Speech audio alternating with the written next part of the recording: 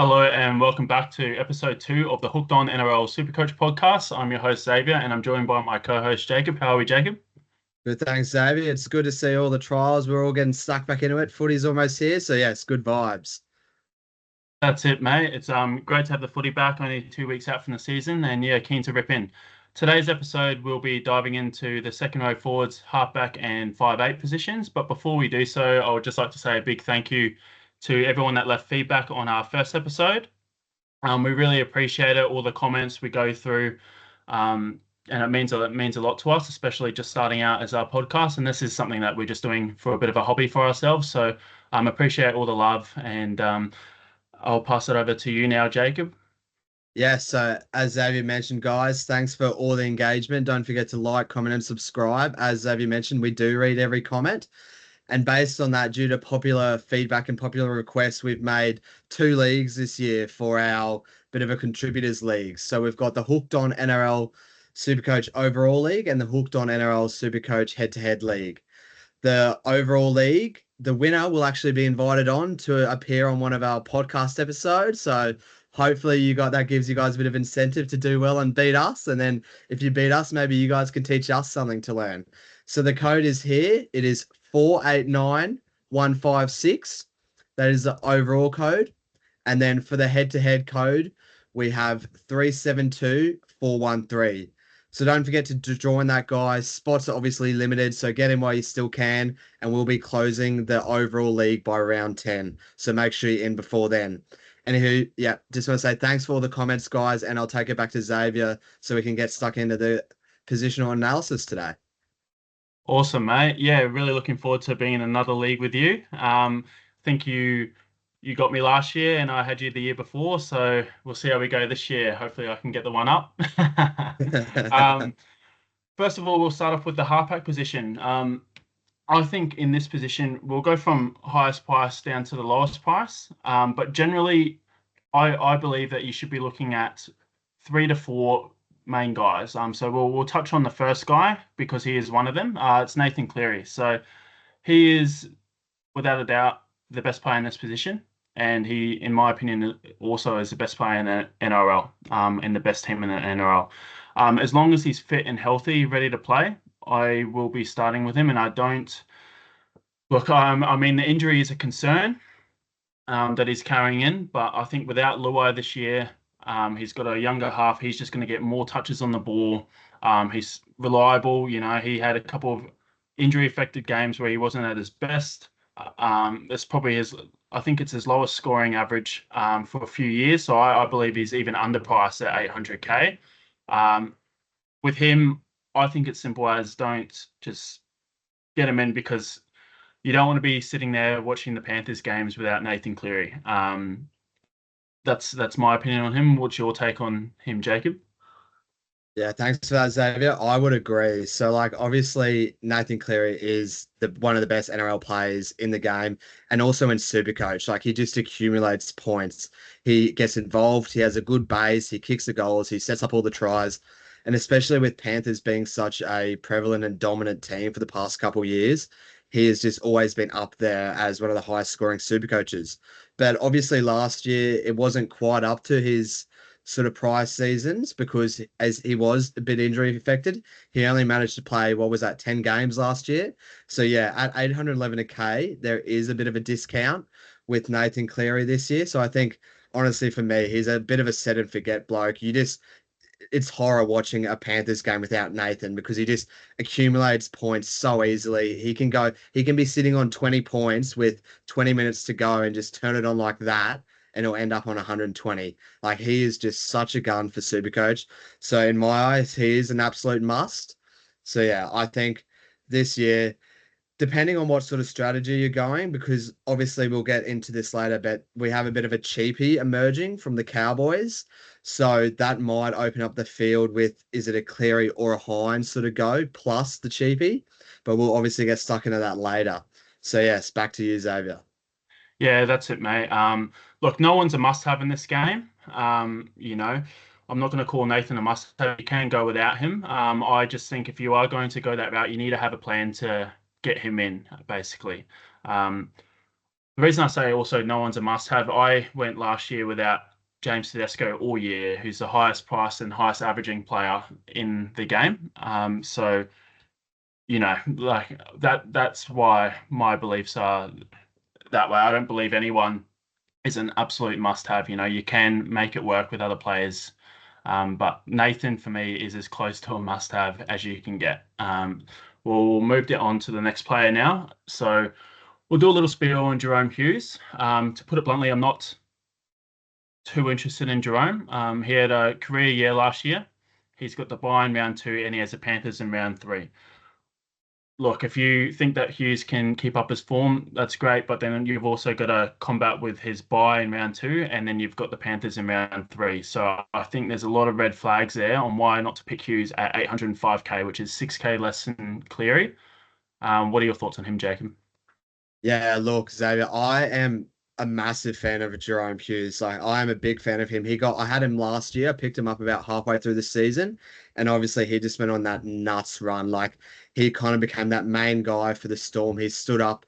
Obviously, doesn't have that kicking base and goals base like your Clearys and your Hines, but for me, last year he was an absolute gun. In saying that, however, though, he is someone I will not be starting with this year. As you already mentioned, 805k, so it's just 6k cheaper than Cleary. It's just too much. Obviously, he had that career season last year. He's coming off a great end of the year last year, but just at that price, there doesn't, and especially early on, I'm all about value and trying to generate the best value as I can. He could be someone that we pick up maybe later, midway through the season, depending on how Cleary or Hines or injuries go on. But yes, Jerome Hughes for me is someone I won't be starting with. Totally agree on that, mate. We'll move on to Nico Hines. Now, this one is an interesting one for me. Nico is one of my, if not my favorite player in the NRL. I had him that year where he was 200 something K in the center wing, playing fullback for the Storm. I jumped on straight away, and I just love his game. His game accumulates SuperCoach points.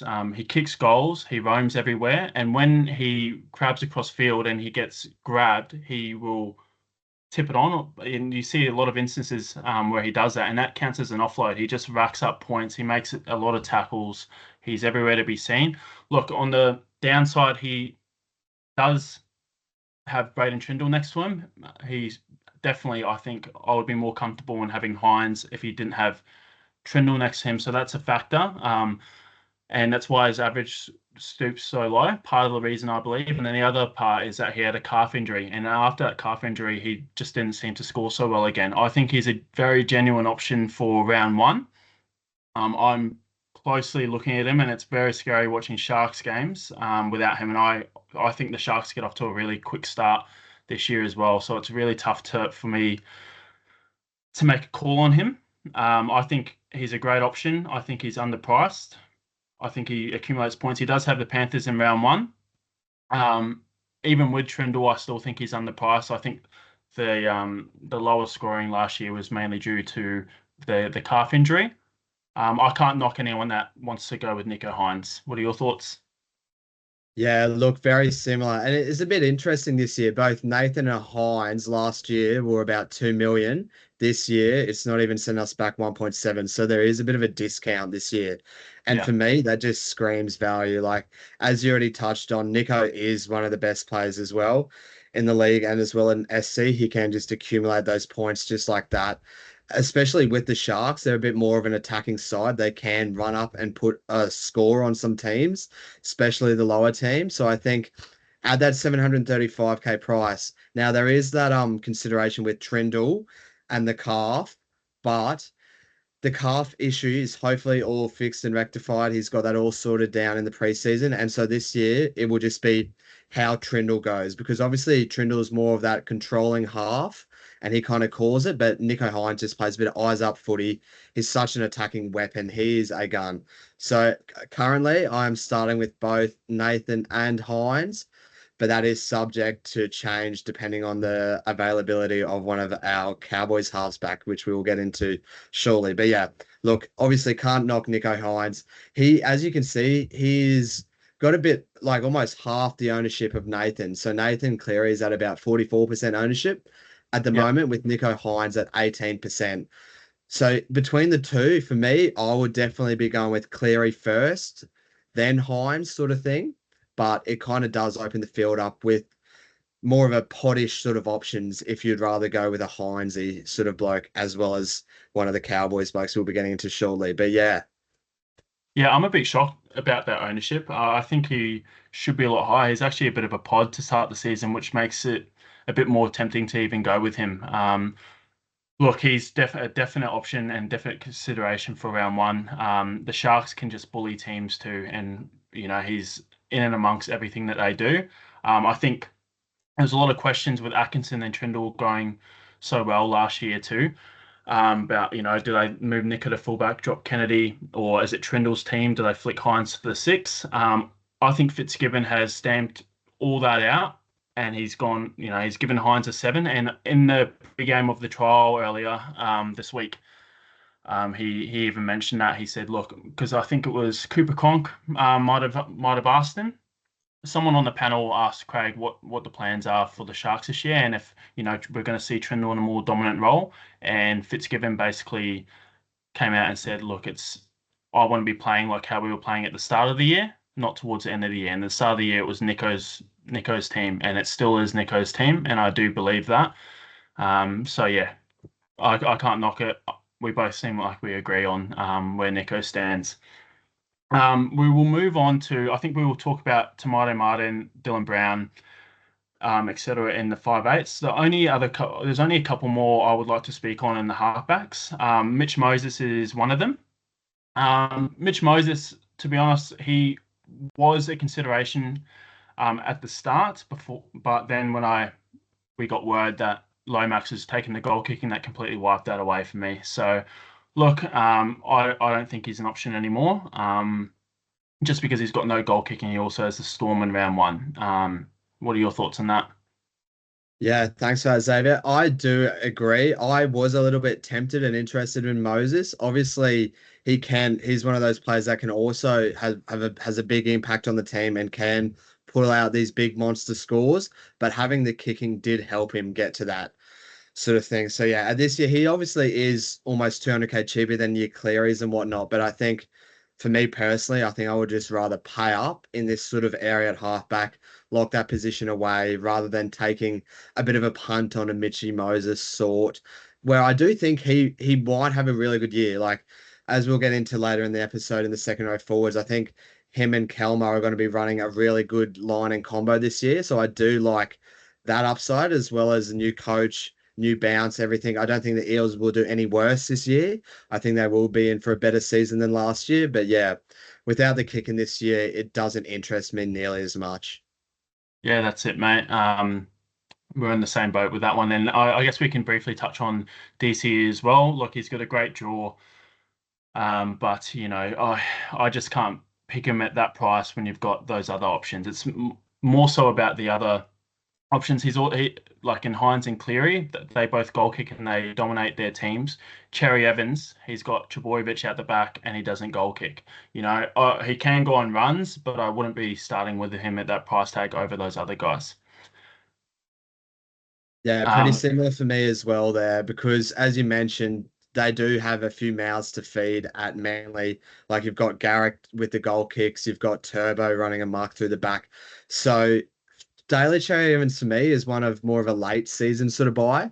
He historically comes home really well and has a bit of a slow start to the season. So yeah, compared to a Moses or a DC, I'd be more interested in Moses. But yeah, as you said, in this halfback position where we only get two spots, like I'm happy to just pay up and get the guns in, save the self the trade, the heartache of having to watch without Cleary or without Hines and just lock them in from the get-go. I'm not saying Moses and DC aren't good buys. It's just in that position, there are better buys, I believe.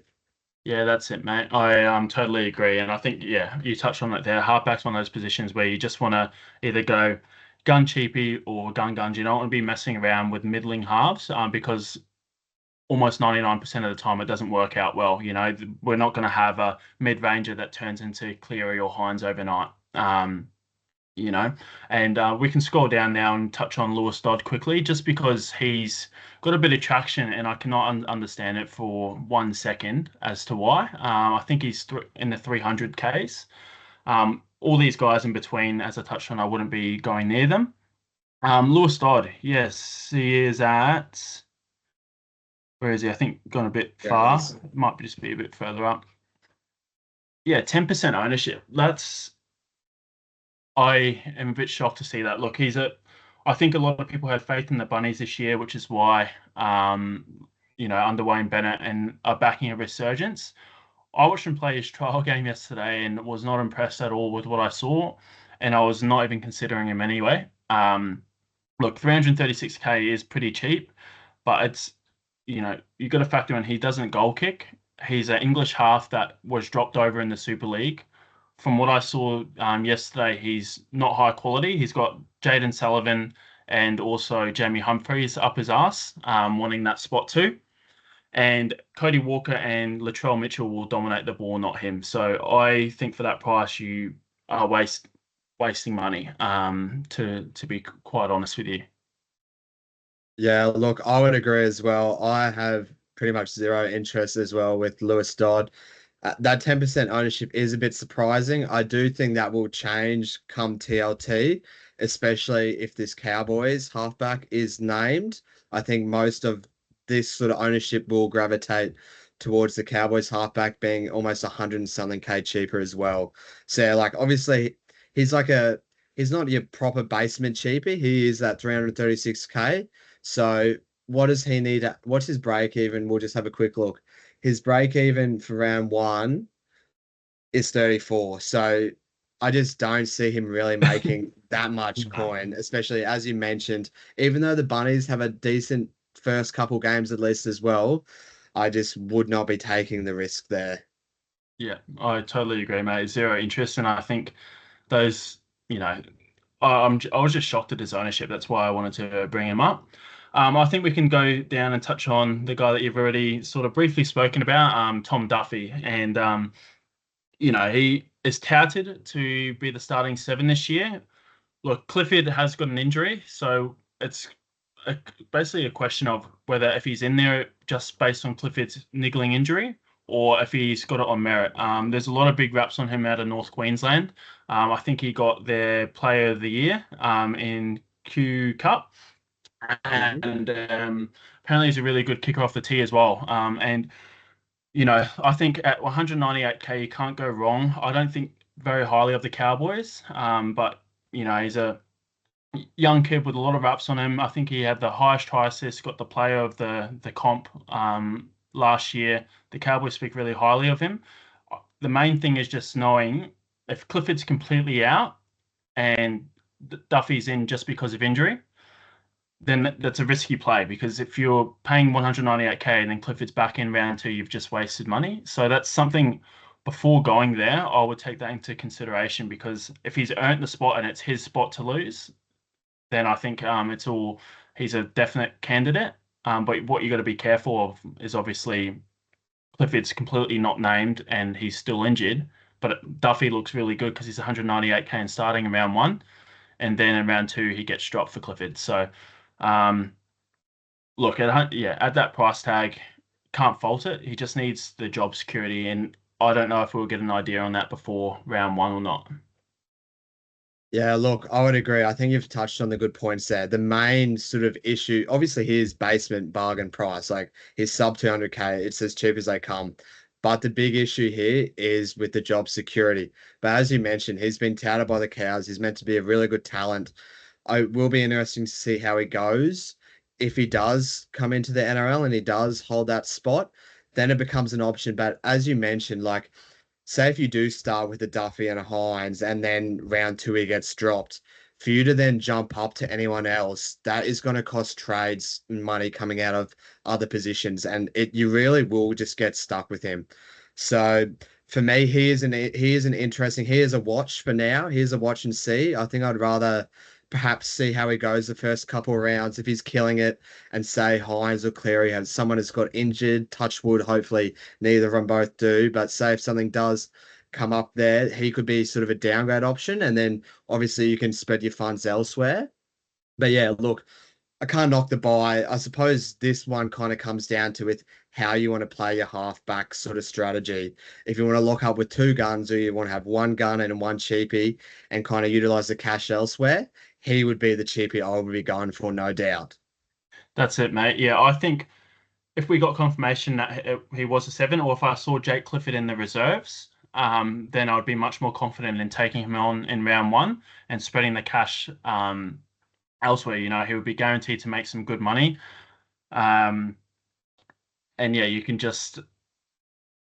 would prefer a 198k Tom Duffy over a 230k front rower, for example. You know, you can move your funds around.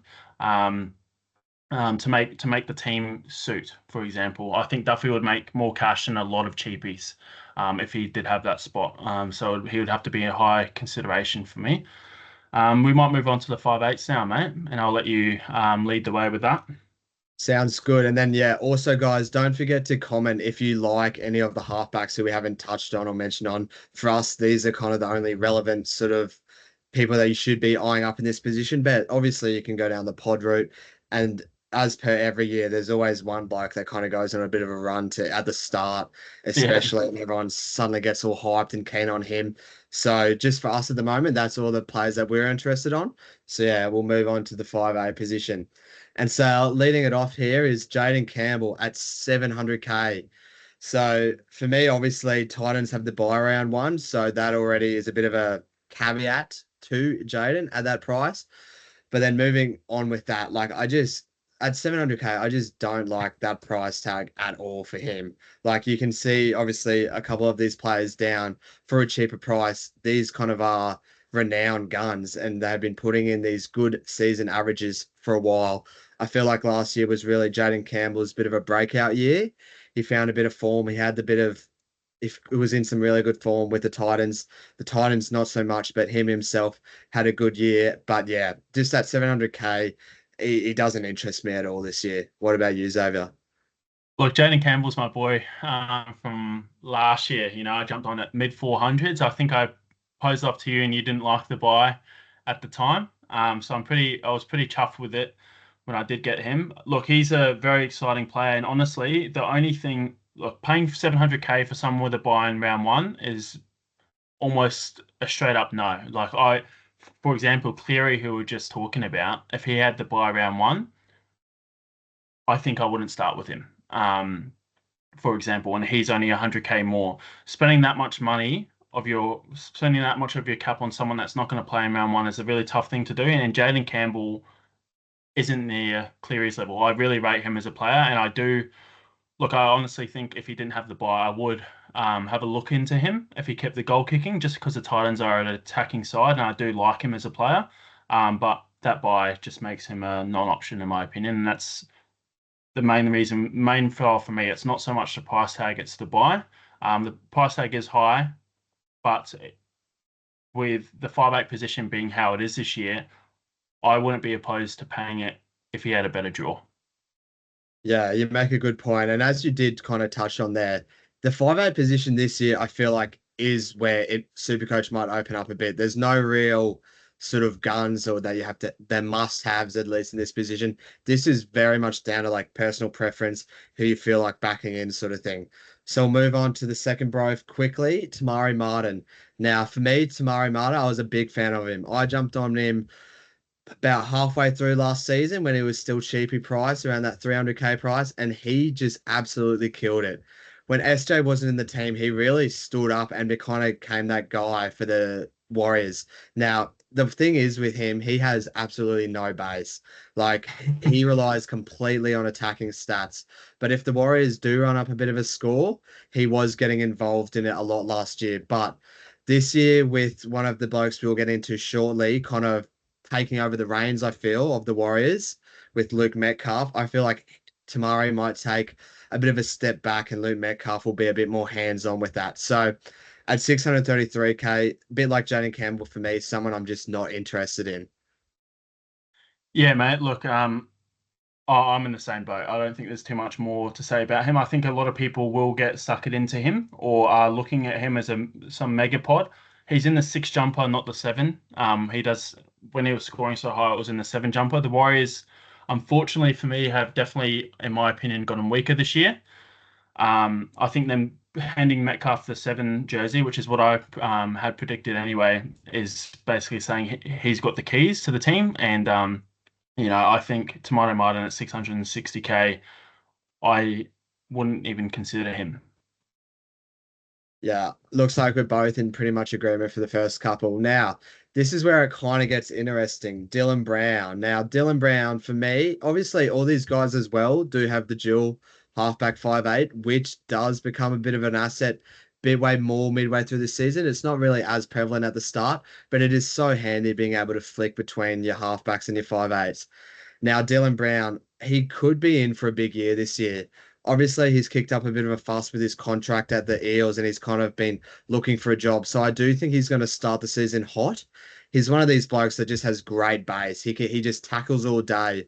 But the thing with him is he hasn't really shown that attacking upside and those monster scores. Like obviously he's had these high, consistent 70 to 80 sort of scores, but it's kind of exceeding that is where he kind of limits.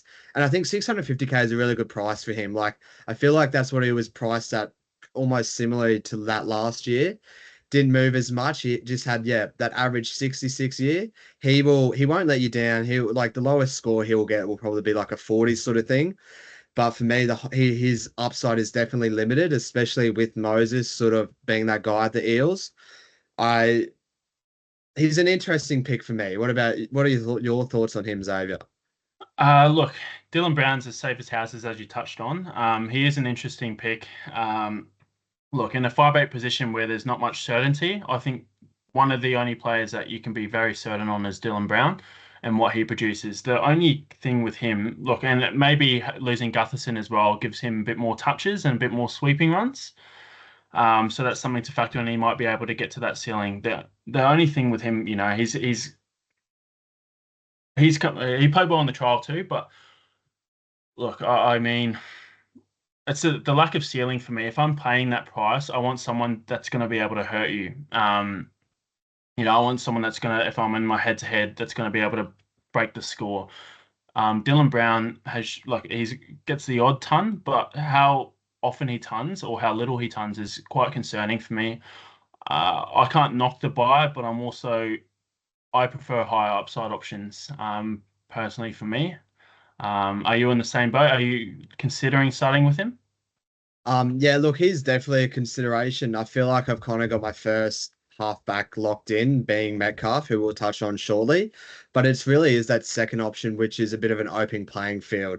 But yeah, Yeah. as we have briefly touched on, like he's just a safe pick. And for me, being all about value at 650K, look, I don't think he'll lose any cash, but I really don't think he'll make that much cash either. He'll just hover around. So for me, it's someone I could possibly look at upgrading to.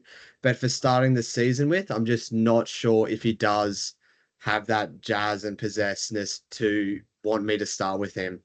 So yeah, but someone who might have that jazz and someone who I believe you're interested in, and I know a couple of my mates are interested as well, Big Matty Burden. So do you want to take that away there, Xavier? Yeah, mate. He's currently in my side. I look with Matt Burton. There's a old narrative that he's got no base. I just checked the scores on my phone. Then, he's four of his 22 games were under 50. So he's scoring over 50, 18 out of 22 times. Last season, the Bulldogs, they were very strong defensively last year, and I expect them to maintain the defense. Oftentimes, when teams have a bit of a breakout year, it's because of their attack. You look at the Cowboys; they attacked really well, and then they fell off a cliff, sort of thing. The next year, I think they made a good run, and then they fell off a cliff. But I think because the Bulldogs, their team's made on defense, on how well they can defend, their attack, I think, is going to come this year. And I'm a big believer in the Bulldogs this year as well. I I think they've got a great draw. the first 5 rounds, and I really do think that they're going to take it up a notch and they're not going to take a backward step. They're not going to have a second year syndrome. And Matt Burton is at the helm of that. He's got the goal kicking. He's one of the very few 5'8s that goal kick. And he's got the running game. He's in a good side. He's got a good draw. I think if you're paying up, he's got to be a very heavy consideration in most people's teams. That's just my opinion. A lot of people don't like Burton because he can be a bit of a hard watch. He's can be on 15 points or so sometimes, But as I just pointed out, 18 out of his 22 games last season, over 50 points. So I don't.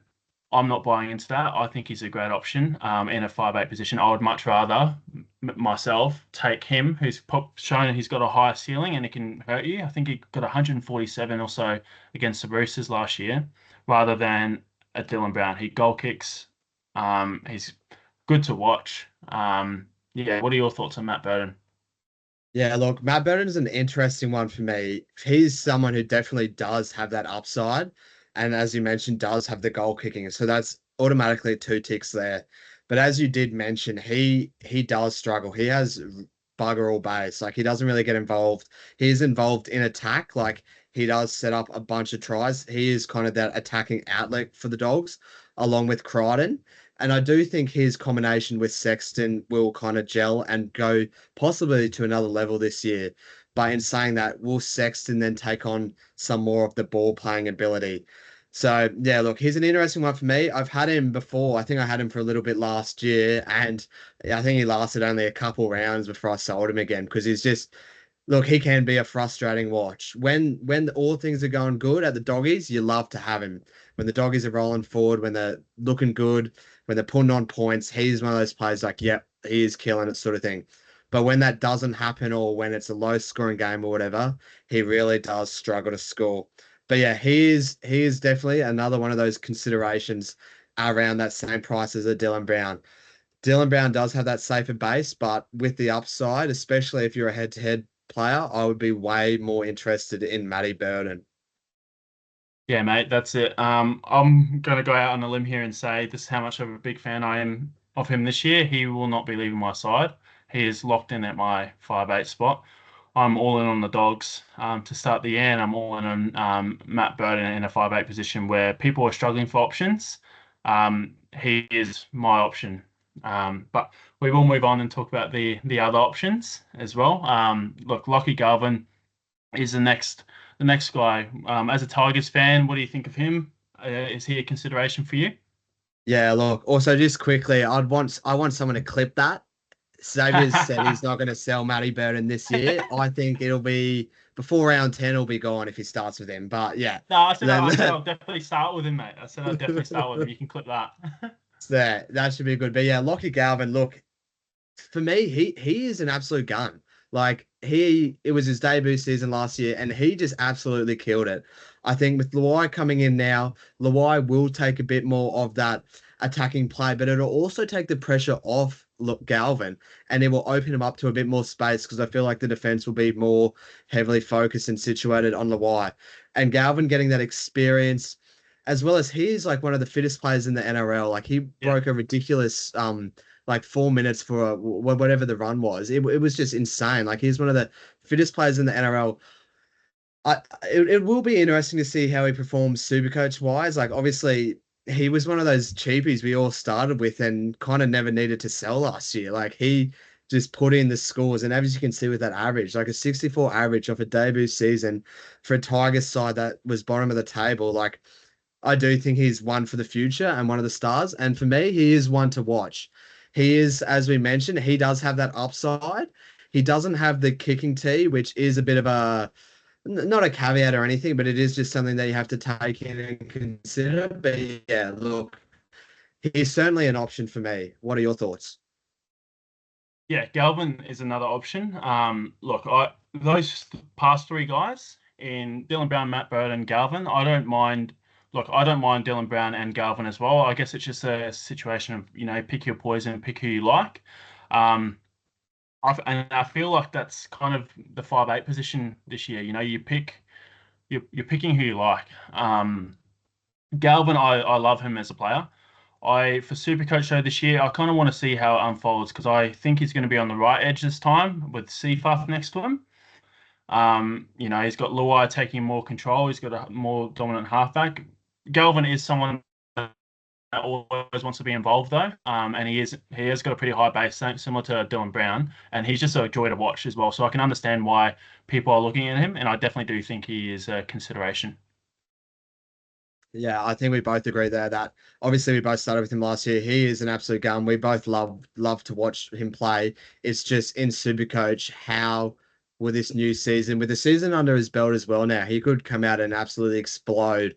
But yeah, Yep. with Lawai now in the team, him kind of being more of that attacking sort of player, it will be interesting to see how that all develops. But yeah, it'll be one to watch for sure. Moving on now, we have Big Mad Dog Munster. Yeah. What are you thinking about him? What do you think about Cammy Munster? Munster, when the initial team picker came out, he was the first 5'8" I had. With news that he's carrying this groin injury and he's got the buy in round two, it makes it incredibly tough to start with him. And I think the ownership is a bit low for what I would expect because Munster's 600k. You barely ever see that, and in my opinion, he is the best 5'8" in the game still in a absolutely red hot side, premiership favourites. So I like him as a buy, and I do think he's a value buy. I just don't like him to start the season. I kind of want to see how his groin injury goes. I kind of want to, we get a look after the buy, and then he goes into the Panthers, similar to Hughes. So I don't think he's going to hurt you too much by not starting with him, but I'll definitely be having a very keen eye on him because I think out of everyone, he's with his upside, he's got the highest upside of everyone based on his price. I think he's great value. I just don't think he's great value to start. And, we've got to separate those things. You know, just because they're a good value proposition doesn't mean that they're a good person to start with. And I think Munster's the best value, but I just don't think he's good to start with. He's got the buy and then he has the Panthers, and I don't think he's going to hurt you. I think you need to pick someone that plays all three of those rounds with a bit better draw. Yeah, look, I think you've made a really good point here. At 610k, I think this is the cheapest we've seen Munster in years. He is a former Supercoach gun. He still is a Supercoach gun, especially in the 5'8" position. But yeah, it will be. And look, all reports out of Melbourne are he's absolutely trained the house down. Like he's apparently on for a really big year. And it will be interesting to see, especially because Jerome Hughes did have such a big year and kind of was that guy last year. It will be interesting to see how that unfolds this year. Does Hughes stay that main guy with Munster playing second fiddle, or does Munster step up and become that guy again and Hughes takes more a bit of a back seat? But yeah, look, 610k, I really can't knock the buy. Like Yeah. similar with all these previous players that we've mentioned, it is kind of pick who you feel that is going to be good. Look, Munster does have that base as well. He has a pretty safe base, similar to a Dylan Brown. But yes, as you mentioned, he just has that massive attacking upside, especially in a red hot Storm team who are the premiership favourites this year. I think he will be on for a big year and a big end of year. But yes, it's all about timing with him, especially with a hard draw to start with the bye, and then obviously Origin. Bellyache always rests him. So I don't know. It's kind of when do we actually buy Cameron Munster? So I suppose you could just start with him and then kind of forget about it. But yes, I'm more of a bit of value, bit of upside. He ticks all the boxes, honestly. I really can't knock the Yeah. buy. It's Yeah. just how he comes back with this injury and how it kind of unfolds for the Storm this year. But yeah, can't knock the buy at all. Yeah, I totally agree, mate. I think you could pick him and stick with him for the year. I'm just having a bit more of a short-term vision of points, and I would like to have a bit of a watch, but I'll be having a very keen eye on him. We'll move on to the next few players. I don't really want to touch on Ben Hunt. I don't think he's relevant. Yeah. Tom Dearden, similar story. I think he's a better player than what he is in Supercoach. I don't think the Cowboys are going to do too well. Did you want to talk much about Dearden at all? No, look, I'd agree with both of them. Ben Hunt, no real interest. Obviously, he's starting 5'8" for the year with Ezra out. But yeah, look, I don't really have any interest. Now, to be fair, these could be one of the two players that just go on and absolutely kill it to start the season. But initial thoughts, early doors, we kind of know who they are. We've kind of seen how they perform in SC. They don't have that massive upside. They don't have this high, neither of them are kicking. They both have good base, but yeah, look, I'm not really interested in either of them. Both good selections. I would prefer as some of the other boys that we've already talked through, but if you're keen on them, I couldn't really knock it. I think they're both decent buys for what they are, but I just think there are better buys sort of in this position. That's it. I agree, mate. I think yeah, if you want to 5'8's one of those positions where I think you just take a stab at the person that you like. For me, and I know a lot of people are interested in a bit of Dearden and maybe Ben Hunt on a better team. I just look, I can't really see it. Personally. So we'll move on to Jerome Luai, who I believe he's someone that you're looking at. Yes, look, now he is in my initial draft at the moment. Obviously, he's at 24% ownership. So that's got to be one of the highest ownership players in halfback. So we'll have a look.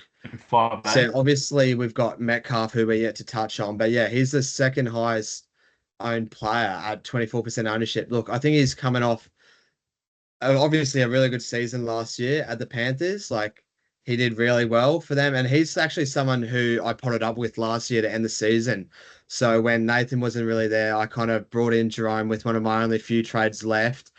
Didn't really work out for me, but he's one of these players that doesn't kind of have that base, but he is that attacking spark and that attacking flair.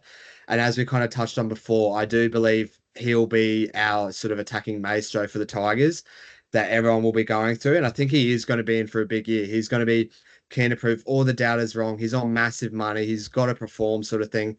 And it will be sort of interesting to see how he starts the season. He's someone, look, compared to a Galvin, I do prefer a Luai sort of buy just because of he's going to be that guy at the Tigers now. So yeah, look, he is someone currently in my team, not completely locked in on him. Obviously, he doesn't have that base, but it's a bit more of a punty play. Tigers do have a good draw to start the season, so yeah, he's one that definitely interests me. How about you? What are your thoughts on him, Xavier?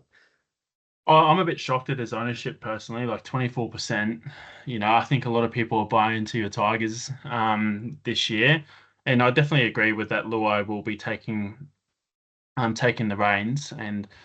But he's gone from the premiership winning team to the three-time Woodman Spooners. So I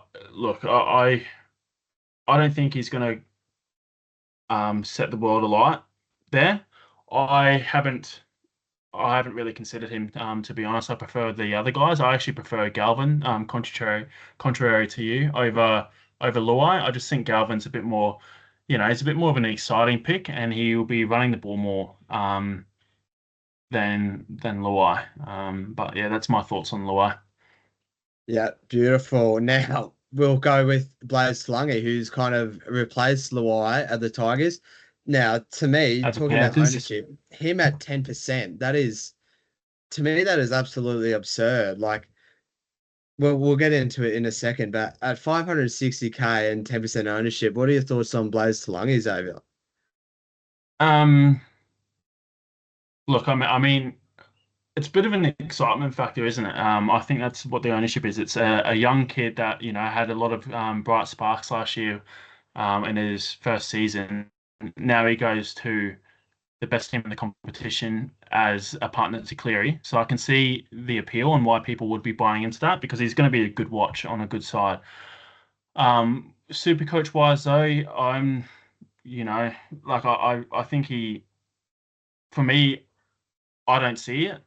I don't see him being a better buy than some of the other guys that we've mentioned. I would like to see how he goes with Cleary, but in all honesty, I think that Cleary just goes, "Hey, mate, when you get the ball run sort of thing, and Cleary just steers the ship everywhere, and Talangi's just going to sort of be staying on that edge and hitting a hard line or throwing a short ball.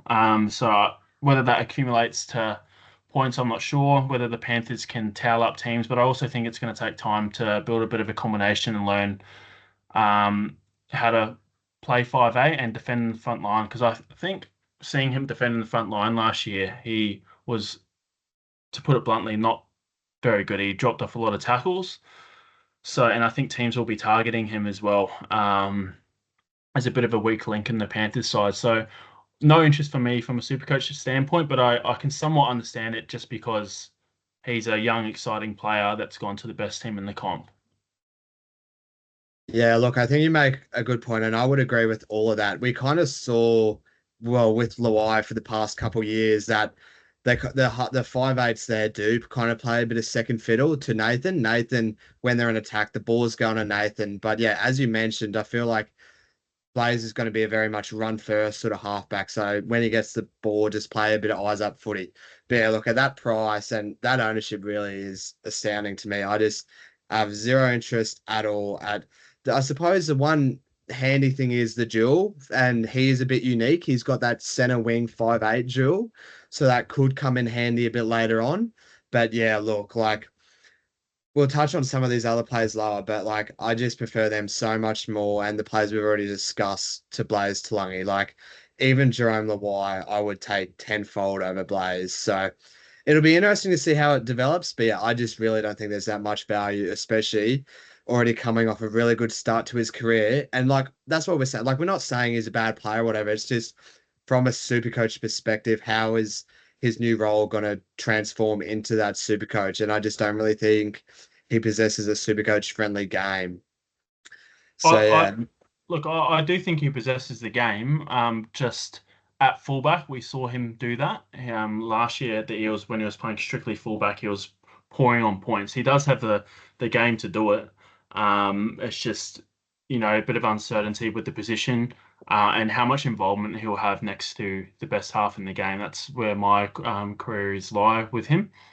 Sorry, guys, we had some technical difficulties there. We're back now. I believe we finished up on Blaze Talangi, so we'll touch on the next guy, which is Cody Walker. Jacob, what are your thoughts on Cody? Have you got much interest in him?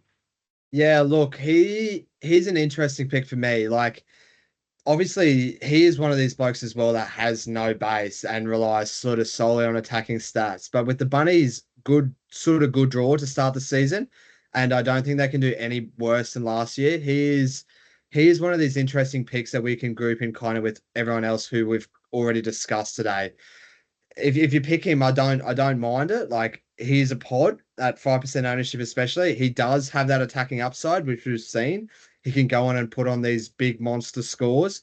But for me, he's kind of a form player. Like you got to pick him up when he's in form because he can just churn out the high scores. But to start the season, I don't think I'll be starting with him. How about you?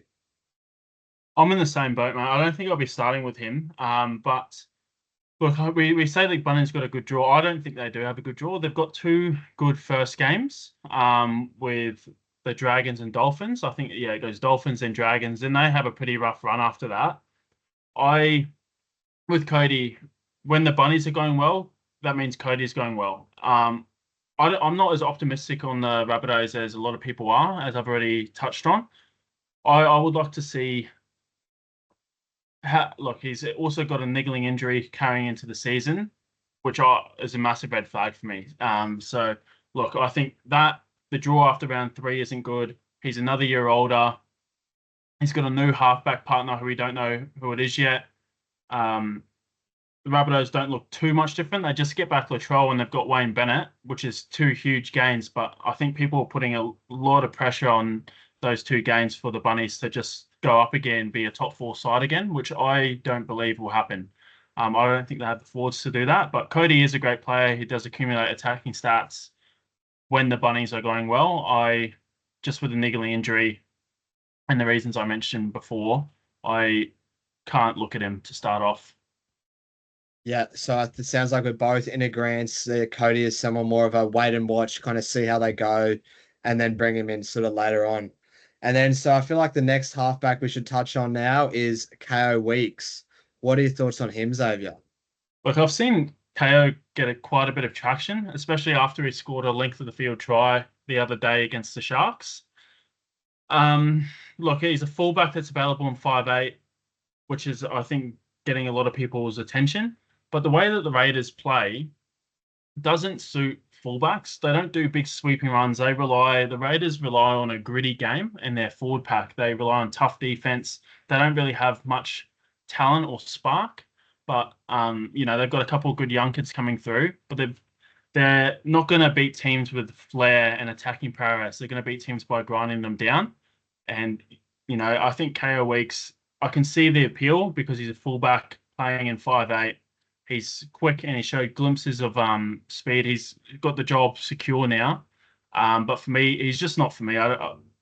This year, I think the way that the Raiders attack doesn't favour players from the Raiders that are outside backs or backs at all. What are your thoughts on him? Yeah, look, I think you've kind of touched on it. The thing that does interest me, and I'm assuming along with the 8% of super coaches whose team he's currently in, is that he is playing out of position. You can pick him up in 5'8", even though he's a fullback in Supercoach. And these out of position players, and obviously fullback is the highest scoring position in Supercoach sort of thing. So as many fullbacks as you can get in is always a good thing. But yeah, look, he is one of these exciting talents. Like compared to a Cody Walker, I think he has a bit more upside and spark and attacking flair just because he is a bit younger, playing that fullback position. But for me, I do believe it's another one of these watch and see and wait and see how he goes, see how he adjusts. He's not going to be one of these blokes that can pull out these massive scores all in base. He will rely on the attacking stats. And as you did mention, and then I also don't think the Raiders are going to do too well this year either. So he's one definitely can't knock the buy. He's grouped into the same bunch of all these other 5'8s who we kind of don't mind, don't not like sort of buys. It's kind of picking your poison there. So yeah, I can't knock the buy. I think it is a good pod upside play. Like I do like it compared to some of the other options we've discussed. But yeah, just for me personally, someone who I don't think I'll be starting the year with. Yeah, I'm in the same boat with him, mate. Yeah, it's mainly just down to how the Raiders play. They're not going to pump teams by 40. If they're going to win, it's going to be 16, 18, and a couple of forwards like Hosking or Hudson Young are going to score tries. It's not going to be off KO weeks, and that's just how they play. We'll scroll down and we'll touch on Lukey Metcalf, who is my absolute boy. I love this guy. I've been big on him for years as a Warriors fan.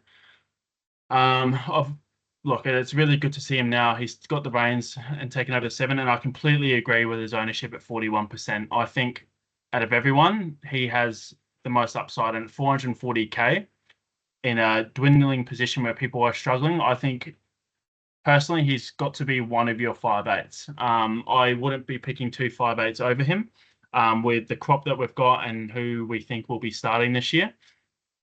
He's a quality player. He's goal kicking. He's got the reins to this team. He's quick. He's agile. I guess the only concern with him is now, because his running game is so potent and what's accumulates the points. Now that he's running the show and is in the 7 jersey, does that mean he's passing more and not getting those try assists? Like he could be passing out the back to Tamade or Chance, who finish off the play and they get the try assist, whereas he'll just get a contribution there. So I think he'll be standing at first receiver a lot, but that's not enough for me to knock him at all. I'm all in on Metcalf. I think he's a great buy. Yeah, look, same as me as well. He's locked in as to one of my 5'8 positions. I think at that price, as you mentioned, now with the keys kind of to the Warriors, with the goal kicking, like it is a bit of a no-brainer. Like especially where we're kind of struggling with really good buys in 5'8, he just seems to be one of those no-brainer sort of picks. And yeah, I think that ownership will be up nearly 50-60% by round 1 actually kicks off. But yeah, he's a good buy for me. He's in my team. Can't knock the buy. The only concern I will have is just how well the Warriors will do this year. But I still think at that price, it is just a good buy. So Yeah, yeah. I agree, mate. Another thing I wanted to say is that because he's in halfback, he will get the duel before round 1. So that's something to keep in mind too. I think he's going to get the halfback 5'8" duel. Most people will be using him in the 5'8" slot, but it's just handy. It's another thing to add to him is that he will have the duel before round 1, or he should have it, because that's where he's going to be named. Yeah, good point there. All right, one of the last 5/8s we'll touch on is Adam Dewey. So now this is a bit of an interesting pick, isn't it? So obviously he's Yeah. had a couple of riddle injury season, and he really hasn't lived up to his hype and potential back from the Rabbitohs days when he came across to the Tigers. He's just one of those blokes that just seems to get injured. But in saying that, we've seen in previous seasons he is a bit of a gun when he plays, and it'll be interesting to see where he does play this year. I do believe he will be playing at center, especially to start the year if he gets one of those center spots. And that does sort of interest me. And that's similar sort of price to a bit cheaper than Metcalf, but at that price, I don't really think you're doing too wrong. I think for 430K, Hmm. you're kind of getting for what you're buying, what you're for what he will base sort of thing. And I think, as we've already mentioned, with all these new additions to the Tigers this year, I do see him improving that average. And as long as he stays fit and everything, I really can't knock the buy. So yeah, what are your thoughts on him? Look, I have heavily considered him just because the price. Look, I agree with you. He'll play centre. Uppy is out round one. So I would assume he goal kicks round one, but the big question is, does he goal kick round two and onwards? Because I think he's a better goal kicker than Appy, but he's obviously had a few leg injuries now. So whether that and also Appy's a staple in the side, and Dewey could be fizzled out for another centre potentially. Like unlikely, but maybe they want to get the goal kicking to someone who's constantly going to be a part of their core, which is Appy. Um, I think Dewey at 430K with the dual is a great buy. I tinkered with a couple of teams with him and Metcalf, both as a 5/8, because then you can pick a high price centre wing, and then whatever 5/8 you like after having a bit of a watch, you can flip them up and drop Dewey back down, which I think is a good strategy. Just the only thing is, how much confidence do you have in having two mid-range 5/8s? Because I mean, you can have a lot because on one hand, I can see the upside of doing that because as we've touched on, there's no standout clear gun option in 5/8. It's very pick your poison, see what you like. That's why I think that you could go with the strategy of picking with both of them, and I have considered it. I don't think I'm leaning that way at the moment, as I've touched on, but I definitely do think it's an avenue that you can go down and consider is have him in the 5/8. You pick a high price center wing at a bit of a throw at the stumps as a pod, and then after the first two rounds, you flip him up and you pick what 5/8 you like. If that's how it goes, it gives you a bit of flexibility. So definitely someone to consider, in my opinion.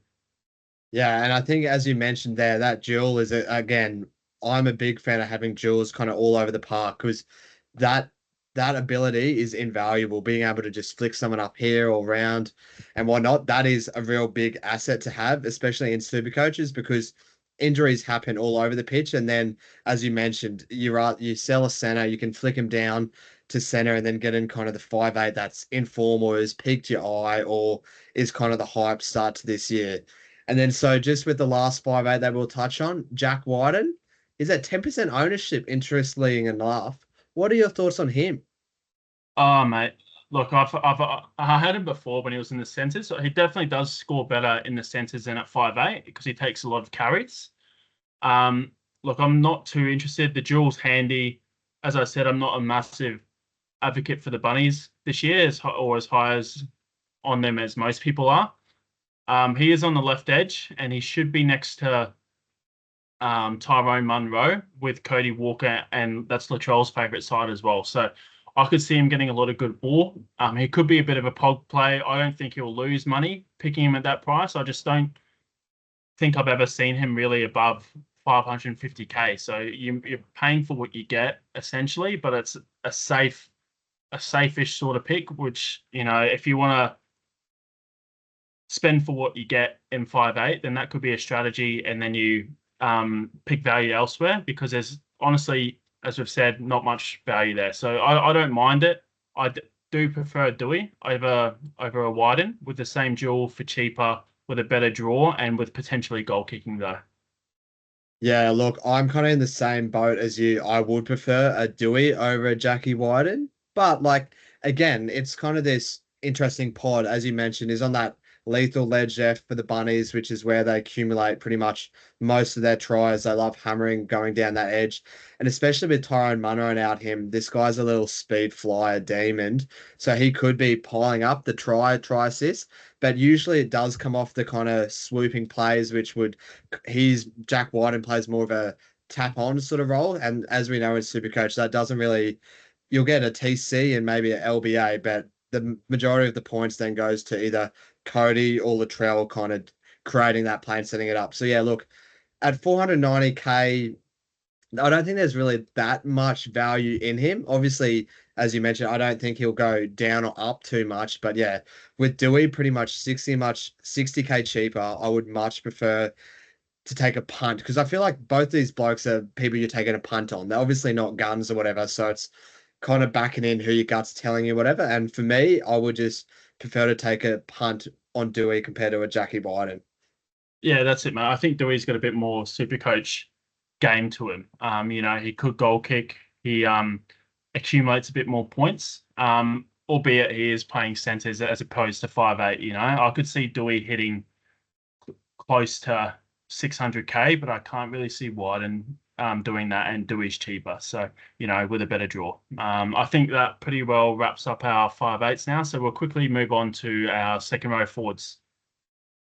Yep, sounds good. And obviously, there are just so many second row forwards. So instead of ranking it by price, we're going to be ranking it by ownership to kind of discuss the most relevant option the community is been buying and whatnot.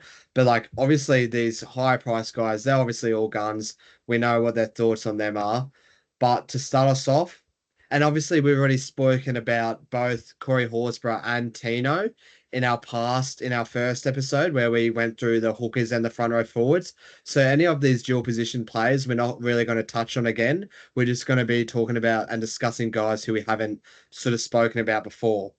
And so leading us off there is Jack Bird. Now, Jack Bird coming in at just under 400k with the one of the favorite duels, I think, in Supercoach, that center wing second row forward position at 30% ownership. What are your thoughts on him, Xavier? I do not like him as a buy, as opposed to a lot of people. I think he's Jamin Salmon 2.0 for this season. That's a bit of a call for me.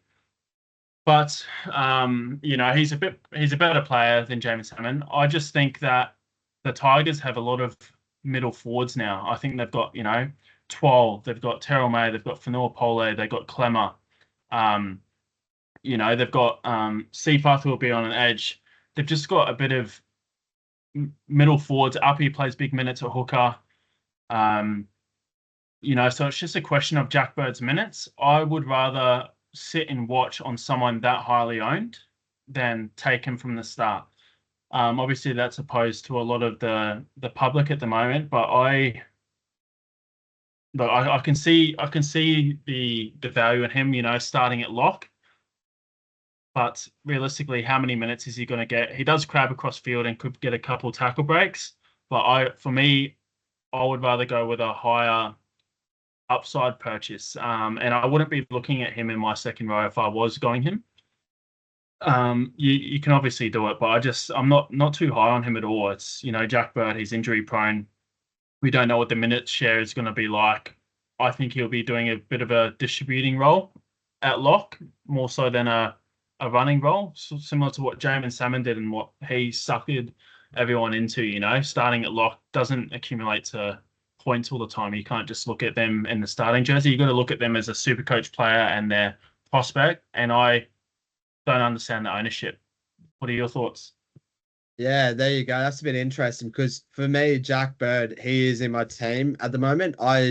As you did mention, there is a bit of a question mark there surrounding how many minutes he gets, but I'm envisioning he's going to get about 55, 60 minutes at lock. And he's one of these players that does have a Supercoach friendly game.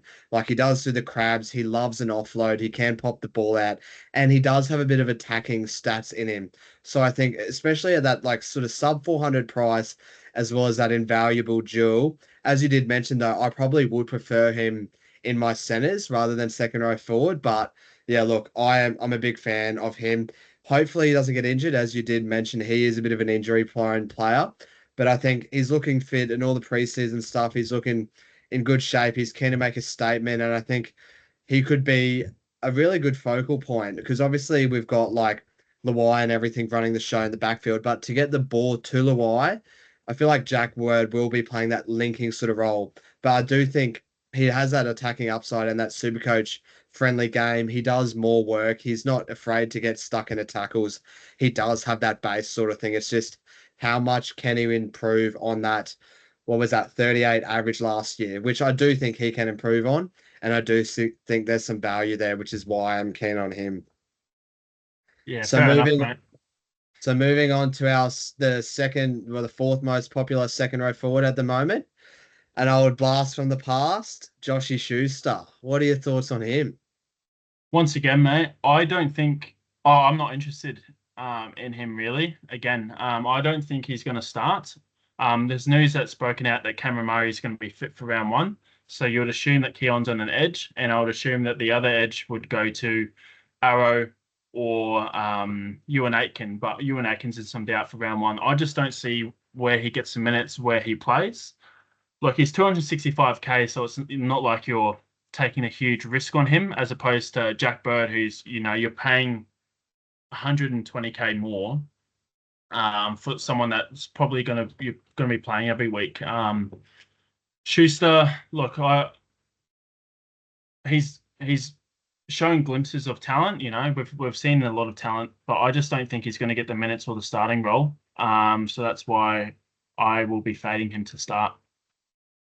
Yeah, good stuff there, Xavier. I think you do make a good point. It's really, I feel like these numbers will change a lot depending on that TLT and that round one. It's where does he really fit into this Bunny side and what sort of position is he going to play?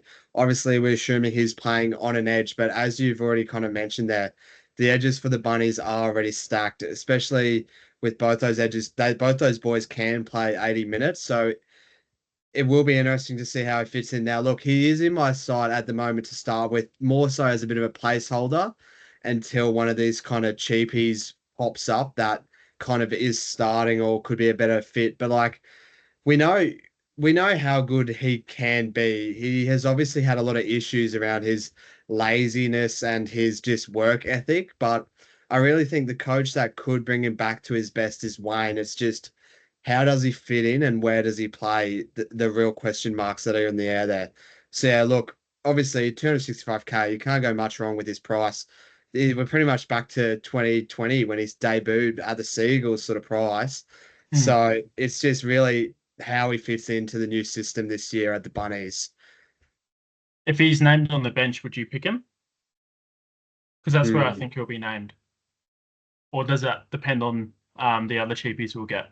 I think it does depend on how kind of TLT shapes up and what other options there are.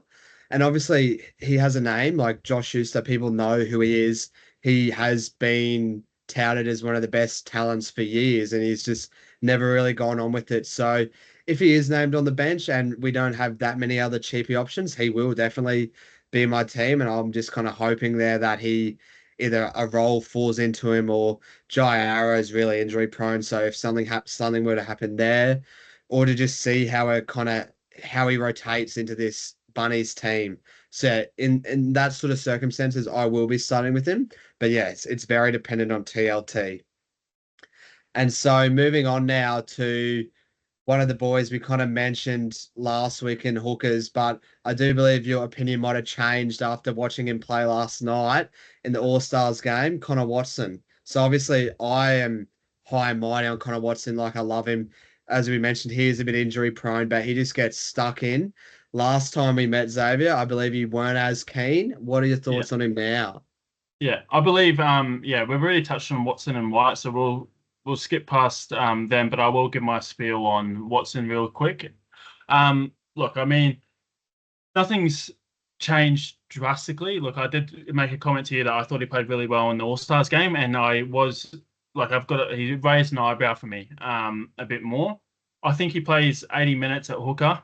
Um, Look, and he's a workhorse. He'll make a lot of tackles. I just think he doesn't. I still don't think he presents much value. Like I think he won't go down from what you pay for. His average is what, 60? I think he could go up to maybe a 62, 63, 64 average. Whether you want to take that is up to you. You know, I can understand it. I do think he's a buy, but I think he's more of a buy at hooker, not at second row. That's just my take on it. With I think hooker is a better place to bank those safe points, and second row is somewhere where you should be looking for more upside.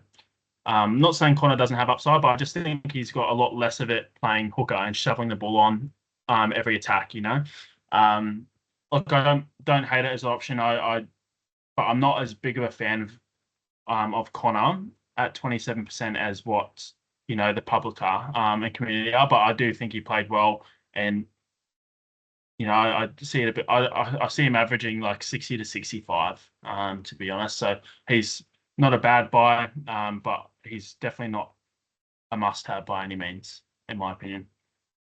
There you go. I think you made a good point there. And yes, obviously, as we mentioned, we've already kind of discussed some of these blokes last week, so we won't dive into them again. But now we got one of the cheapies from the Wars. I won't even bother trying to pronounce his name because I'll probably butcher it. But what are your thoughts on him? Yeah, Dimitri Valmunga is how you pronounce it, mate. So he is an absolute wrecking ball. He will look. The Warriors are really high on him. I will be starting with him. To put it plain and simple, if you have a look at some of his games last year, his PPM is absolutely through the roof. He just had a trial game trialing on starting at the edge. So I believe the Warriors are going to look. So initially, I thought that possibly they would move forward into an edge role to partner Capewell, but they played forward in the middle again in that game. And I think Webster likes his front rowers to be fit, lean, and agile, like what Mitch Barnett is. He converted him to that.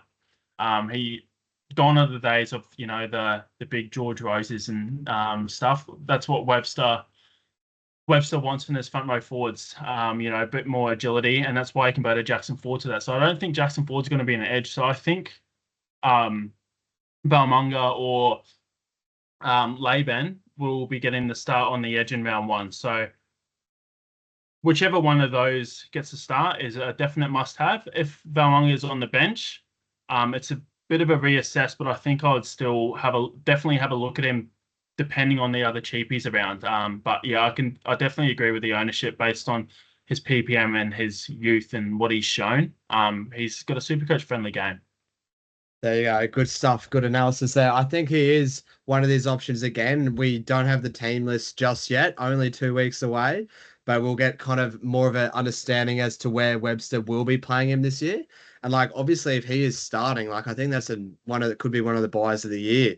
Obviously, as you mentioned, bit of a PPM beast, bit of a wrecking ball, and I think this ownership will skyrocket if he is starting. Now, if he is benched, I feel like then this goes back to kind of like similar to Schuster, like how's his role in the team gonna be? How many minutes is he gonna get? Will he become one of these guys that can go up to 300, 400K and we can offload? Or will he be one of these blokes that just kind of stagnate around here, get 10, 20, 25 minutes a game and just not really have that upside sort of thing? So yeah, for me, it definitely, if he's named to start, absolutely I'll be getting, but more of a watch and see until TLT with him. Yeah, look, if he was named on the bench and Schuster was named on the bench, I would pick Balmunga every day of the week and twice on Sundays, mate. I think just the ability, the PPM, and the minutes. Schuster's an edge back rower, whereas Balmunga can play both. So that's where that is There for you me. go. Sounds like he's a bit more versatile. Now moving on to a few Supercoach guns here, Isaiah Papali'i and Olakawatu. What are your thoughts on these two? Yeah, I believe we had just a brief discussion before, mate, that I think we vary in opinion here with Papali'i. I am very, very high on him this year. I think he's going to play the left edge, which is a bit unfortunate because I wanted him next to Nathan. And I'm not sure how Blaze will use him. I'm hoping he just, drops him under for a couple of short balls. But I think what we're getting here is his basement price. I don't see him going down in price playing in the Panthers side, and I see him cementing an edge spot. Of course, like he could play in the middle. If he does play in the middle, I'd be definitely a bit more off him. I just don't see why they would pay so much money for Papali'i, when they needed to fill that void in the second row. He's surely got to be on the edge, and if he's named to start on the edge, I'm a big fan of him. What are your thoughts? Yeah, as you did mention, I am nowhere near as keen on as the community is here with 21% ownership.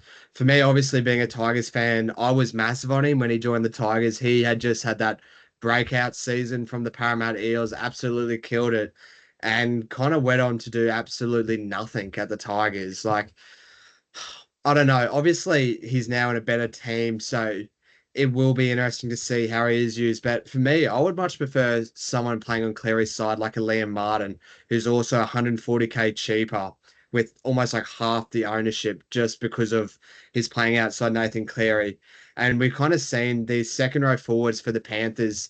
They don't really score too well because you got Yo going up through the middle who gets all the tackles and all the base, and then all the attack usually flows through Cleary. And look, obviously he has that upside. Like, I'm not saying he's not a good player or whatnot. It's just it'll be interesting to see how they use him, especially if they use him on 80 on the edge, or does he play a bit of middle and a bit of edge, or just yeah. It's for me, it's definitely more of a wait and watch with him. And someone who I'd be way more interested in is Olakau'atu compared to a Papali'i. So yeah, moving now on to Olakau'atu. Now, Olakau'atu is just a gun. Like, he's done it for the past couple years now. He is just one of these blokes that has the base, that has the attacking upside, that can score off kicks, that can score off hitting a good line. Daly Cherry Evans loves hitting that line with him. He's a big boy, loves an offload, loves a tackle bust. He is priced at bit expensive at 666K. So he is one of the premium guns, and you certainly are paying up for him.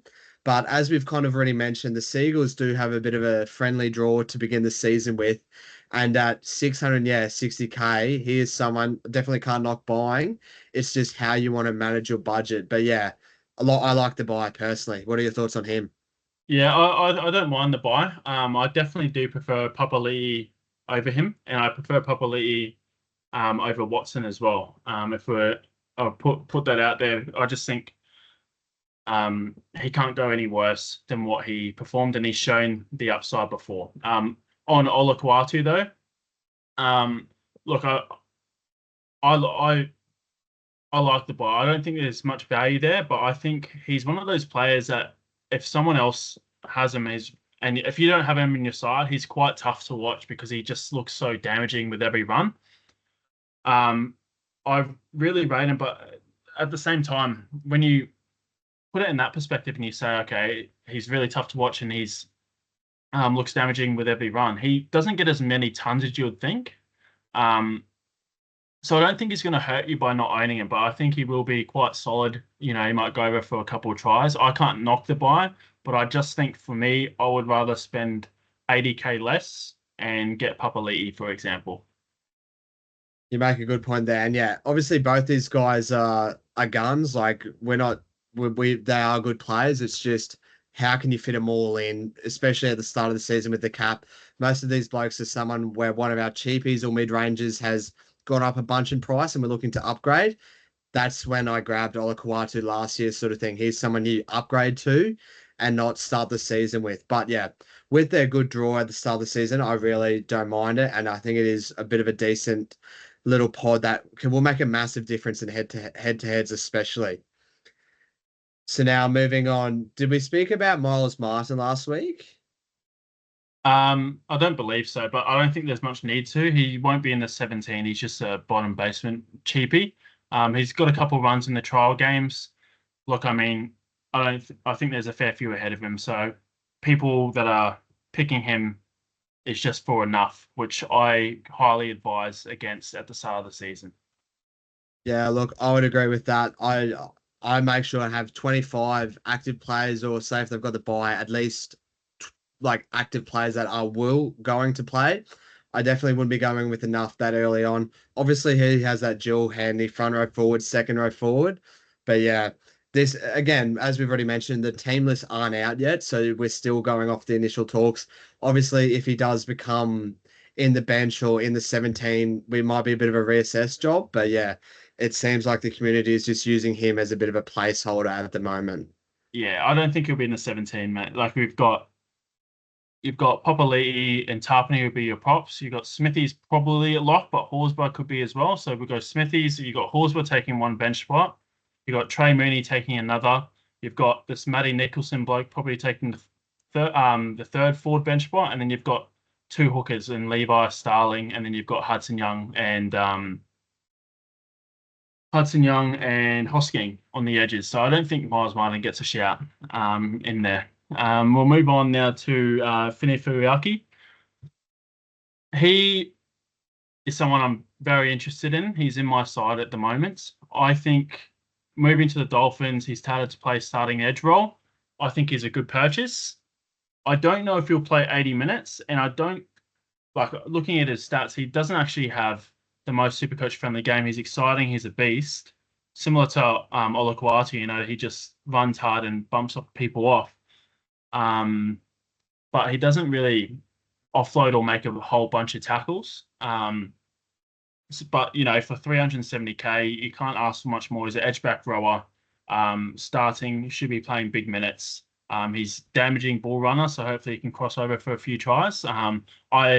At similar price, I much prefer him over Jack Bird, for example. There you go. Yeah, look, I'm the same boat as you. I've also got Finifuiaki to start the season. I think, as we mentioned, he is one of these bigger blokes that can create these attacking stats and can get over the line. I think moving to the Dolphins will be a bit of a test for him.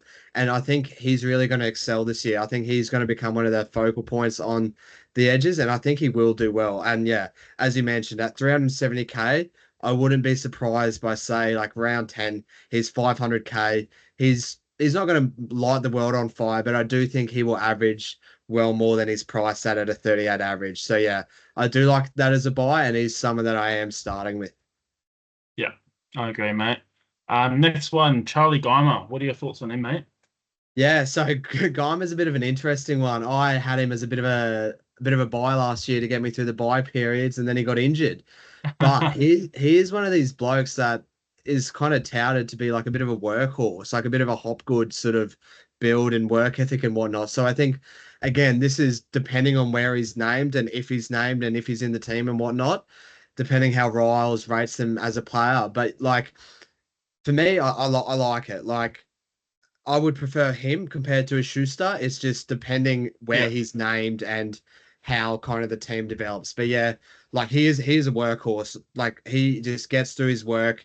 He's an absolute animal, and it's just how many minutes is he going to get, and where kind of where's his spot in the team.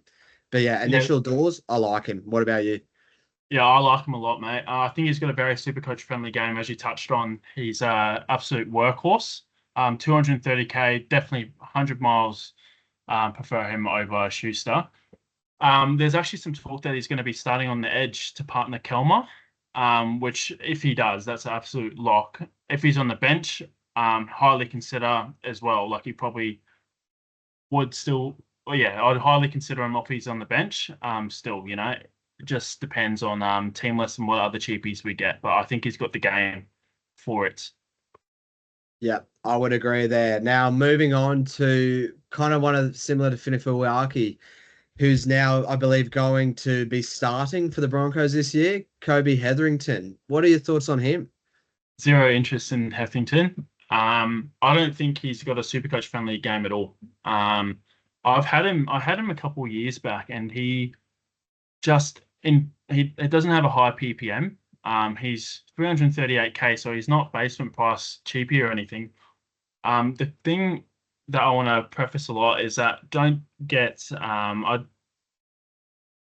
got to have a look at their super coach game, not just the number on their back. And I think Hetherington, because he's going to be starting at 13, people will get suckered in. But you look at his game, it's just run, and he runs and makes a couple of tackles. He will never offload. He'll never score a try. He's not going to play massive minutes when you've got Carrigan and Hart. I mean, he could. Like, I don't see him playing like more minutes than Carrigan and Haas, for example.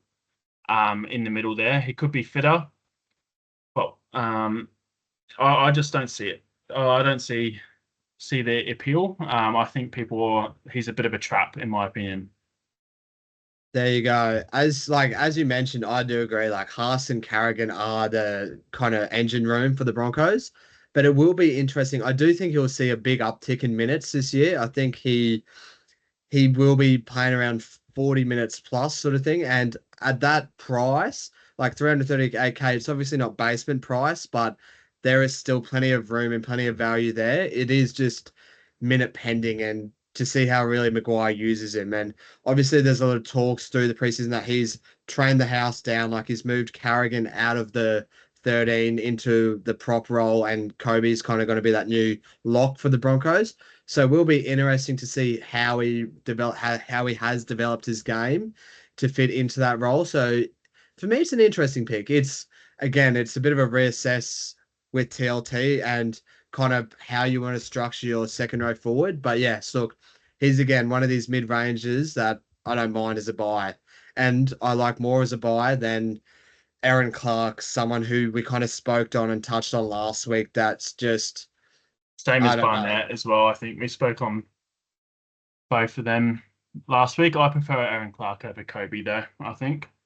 Aaron does have the dual position, but I think there's just more upside or more potential upside anyway this year with Kobe Hetherington playing starting lock for the Broncos. Oh, So now move. I gotta disagree, man. I think I think they'll both start, but I think Aaron Clark's got a more friendly game. He's got a higher PPM than Hetherington. He has a better work rate, and if he gets more minutes, I'll hang my hat on it. He'll score more than Hetherington. Anyway, yeah, we'll move on to Isaiah. Yeah, sorry about that. That's all good. So Isaiah, he is like your typical meat and potatoes. Like the bloke is an absolute weapon. He does possess that kind of linking pass that can create him get the occasional TA or try.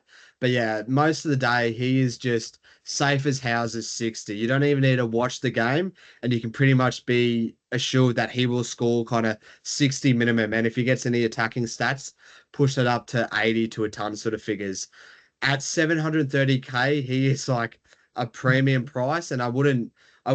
There's just no value there at that price. Like, I'm not interested in starting the year with him.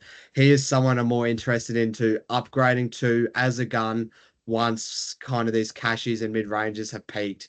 But yeah, to start the season, I'm not too interested. What about you, Xavier? What are your thoughts on him? Look, um I can I'm not too interested either. I can kind of see it, is what I was going to say. Um, because you're paying at the start of the season, people just want to pay for the points, the safe points, and you know that Yeo is going to give you some safe, very safe points, and you can be assured to lock in points in your second row. You're not taking a risk.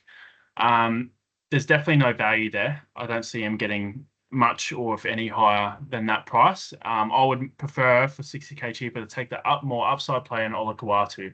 But anyone that wants to do it and bank points with you, I think it's fair enough. But at the same time, I would encourage you to have a look at the other options because I think you can find better value elsewhere and a bit more of an exciting pick. For example, Olakau'atu, who we spoke about earlier. Yeah, sounds like we're both in agreement there. Now moving on to one of the breakout boys from last year for the Knights, Dylan Lucas. He kind of possesses, so he's at 616K. He's got the dual second row center forward. He's only at 10% currently. What are your thoughts on him? I'm very high on this guy. I am struggling to fit him in my side at the moment, just with how the structure is. But I think he is an absolute beast and so good for SuperCoach. When he doesn't get the ball, he goes in looking for it. He's got a massive work rate. He makes a lot of tackles. Runs a great line. The Knights have a good draw. He's on the left edge, should be playing 80 minutes left edge, which is Ponga's favoured side. I see a bit of value there, but I see a lot of points there as well. I think he's a great buy, but if I was purchasing, I would try get him in my center wing. Obviously he has a dual as well, so I can only see green flags for him. It's just depends on what other players you're picking because at 616k, it's not a cheap price. You've got to sacrifice somewhere. So it's just making that call on whether you think he is worth some of the like more than some of the other guys. And as I said, I would be looking at him in the center wing if I was looking at him. Yeah, look, I agree with all those points. I think especially he runs a great line, right? He gets stuck into his work, and we kind of only saw his early doors, the start of his career last year. I think he's going to be more established now with a whole preseason in second row, because obviously he did play a bit of center last year, which can be a bit of a caveat. But at second row, I think yeah, he's a really good buy. Like he is a bit more premium at that 616k.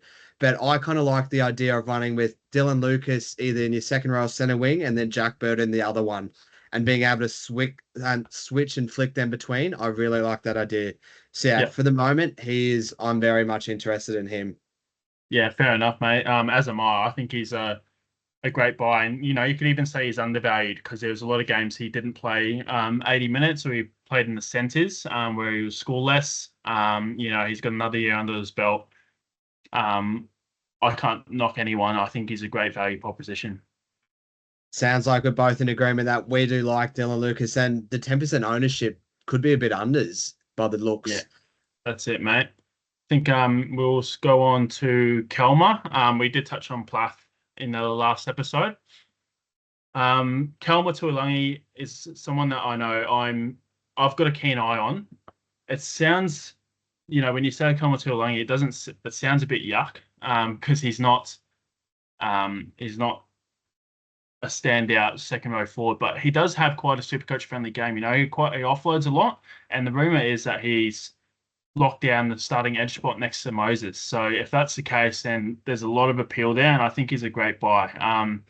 Even with the Storm in round one, I just think it will come down to his minutes. But if he's named to start, he comes into serious calculations. Then, what are your thoughts on him?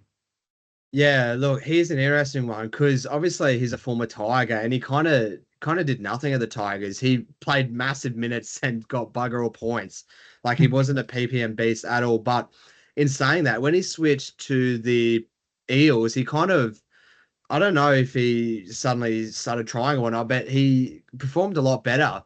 And obviously now he's had a whole preseason in the Eels under his belt. And as you mentioned there, he is rumored to be running off Moses. I really do like that pick.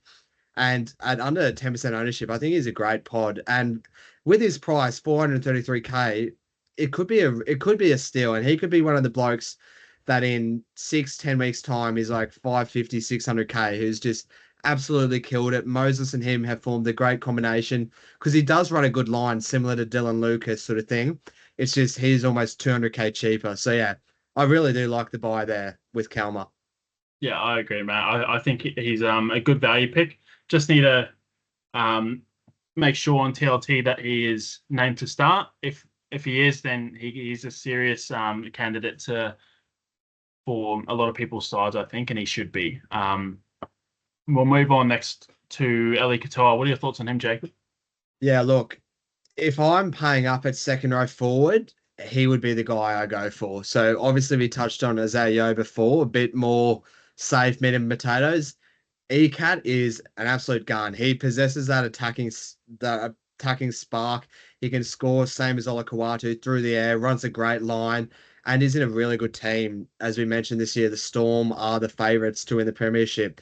So I think look, I think you're not getting much value, if at all value. He's priced pretty expensively at like just under 720k, but I think you're going to get what you pay for, sort of thing. I think he's going to average similar to, if not more, this year. But he, for me, is someone who I just can't afford to start with. I prefer value elsewhere. And he's someone that I'll be looking to upgrade and target to, especially as he is a New Zealander and doesn't play any Origin. He's someone that comes more into contention around the Origin period for me. What about you? What are your thoughts on him? I really love love the look of Ali Qatar. You know, I think he's got a great SuperCoach game, and he's right next to Jerome Hughes, which is just awesome for him. When he doesn't score a try, he still scores really well. I think you could definitely take a punt. As I said, a lot of Storm players so far, it's just tough to do that with their bye and the Panthers in round 3. Like, I don't think Ali Qatar is going to come out and go 100 by 100. Even then, it's still not really hurting you. He could very well do that. Like, he's very capable of doing that. But you got to think even if he did go ton by ton, he's only got 200 points over 3 weeks. And you've spent 720K for him. So I think the buy for me is the main deterrent. I think he's a better SuperCoach prospect than Yeo, but if I had to choose one just based on draw and configuration for the start of the season, it would be Yeo for me. But I do really like Ali Qatar. Yeah, all good points there. Moving on now, we won't really, again, this is more, we'll get better understanding and insight into it all. But Jack Kasevsky at 232K, we kind of don't really know what his role is at the Broncos. It was rumored, He's going to was it? start on the edge over Pierre Yeah, Kura, apparently. it's rumored that he's going to start on the edge. So look, if he does start on the edge, then again at 232K, great buy, get him in his side. But until we kind of get that reassurance from the TLT, he could just be a placeholder sort of thing. So yeah, for me, it's a watch and wait and to see where he's named. How about you? Um, I've definitely got a lot less interest in him as opposed to Gaima and Valmunga. Just based on youth and the fact that, you know, Kuchevsky, well, yeah, just based on youth and what I've seen from them on a PPM standpoint, you know, Kuchevsky's been around for a while and he's always seems like he's this price and people get suckered into him and then he doesn't produce or he gets injured and doesn't make any money. It could be different under Madge, you know, it's not a high risk play buying him for 232K. And if he is starting, I don't mind it. But as I said, if Geimer and Valmunga were starting, I would much prefer those guys. So just another TLT watch, as you said. Yeah, good stuff. Now moving on, we'll just quickly group these two together, Hopgood and Carrigan. For me personally, I would much prefer Hopgood at that price. They're obviously very similar in price and they're very similar stats and average last year. But for me, yeah, look, now I would prefer Olakwatu compared to both these guys because as we've mentioned, Olakwatu just does possess that upside. Whereas both these boys are a bit more meat and potatoes and they just get through their work sort of thing. So you can't knock the buy, but I just think, yeah, that there are better options around that price. What are your thoughts on those two? I don't um I don't like Carrigan as a buy at all. In the second row forward. You're right, he is meat and potatoes. I do like Hopgood as a buy. I would consider him over Olakau'atu even. Just depending on bench makeup. If you saw the Parramatta Eels went with 2 hookers and they had a 3 forward bench, I think Hopgood is the main centerpiece of the forward pack. We saw what he could do in his breakout season. He offloads the ball at will. It really just comes down to minutes for him. He is coming off the back of an injury-riddled season as well.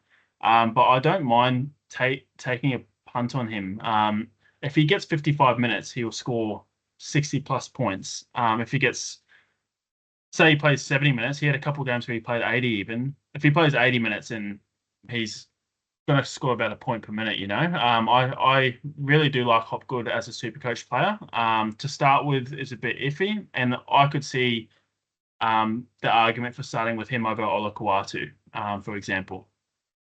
Yeah, good points there. Now moving on to the next guy, Angus Crichton. Now, obviously, he absolutely killed it last year. He kind of refound that Yep. form.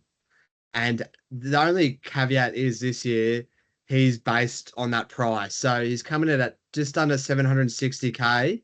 What are your thoughts on him?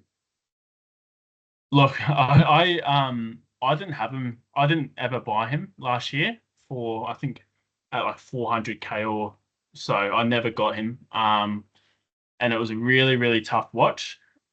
I think this year, you know, 600, 760K new halves pairing is a bit of a deterrent. He also had probably a career best year last year. So look, I when I ask myself, okay, 760K, would I rather spend that money on him or get a Ponga who's 30K more in my side, or get Garrick who's 80K less, for example, or get a Cleary for 50K more, or Hines for cheaper? I pick all those guys above him. So it's just the price. That's the deterrent for me, and the new look halves. I think he's going to have another really good season, and he's an awesome player. Probably, yeah, one of the best second rows in the comp. But it's just for that price, you want a bit more. Than that. Yeah. Look, I think you've pretty much nailed it there. He's starting at such a high price now this year due to his absolutely killer season last year. I do think that he'll have a similar season again. I don't know if he'll have quite as many attacking stats this year, but look, he's an absolute gun.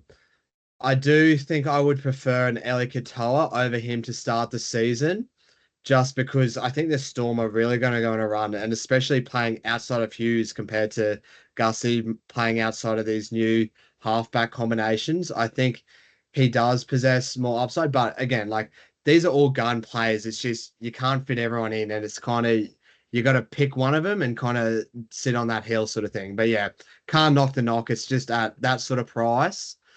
I just can't make it work, especially to start the year.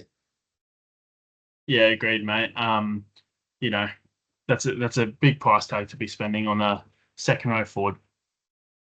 Yeah. So moving on quickly, we've touched on Cohen Hess a bit last week. We got Tommy Gilbert at 460K. Um, I look, I haven't really considered him too much just because he had a massive injury last year, and I don't know where his role is. It seems like he'll be playing in the middle, um, at proper at lock. You've got Plath there who had a bit of a breakout season last year.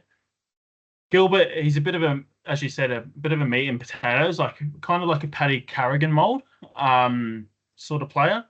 I would be interested to see what his minutes are. I think he's more of a watch to start the season, coming off the back of injury, and then going into a middle rotation, which has had Plath had a breakout, and then the Saifidi brother also come into that rotation as well.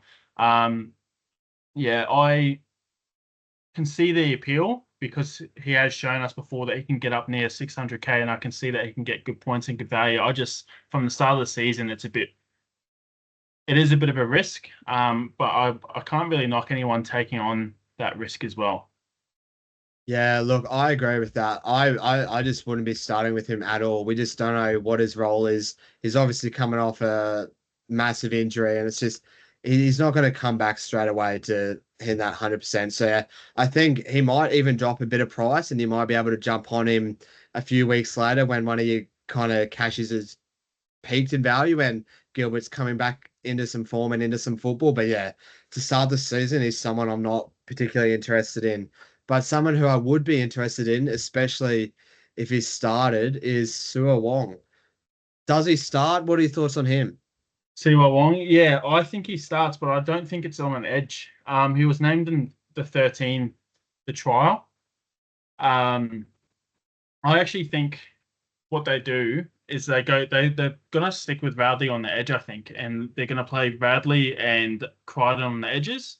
Butcher will be on the bench, and I think their two front rowers will be Collins and either Linu or White, and I think Wong is gonna play lock to start the season.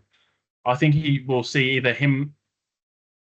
It'll be him, White, or Lenu. Two of those three are gonna start. I think they might. Lenu's obviously got the most impact. They might bring Lenu off the bench and start White and then have Wong at lock, or they could push White to lock and start Lenu and then have Wong on the bench. Either way, I think he's part of the middle rotation. Now I think that's where they see him. I at 318K, I'm very interested in him. I just if he starts at 13, he'll be very hard to pass up. I think he'll be good value there. Yeah, look, I agree with that. Again, this is another one where we kind of just have to wait till TLT to see where he is named and what sort of his role is in the team. But yeah, if he is starting, I think it's a great price because we know he is a bit of a PPM beast. Like he gets through his work, he can get it done. And I think at 318K, especially if he's starting, that's massive unders. And there is plenty of value in him there. Now moving on to the Bulldogs edges, we got Kicks and Presto. Are you interested in any of these? Yes, I am. I have tinkered around with having Preston in my side a couple of times. I think he's just an unreal player. Really good for Supercoach.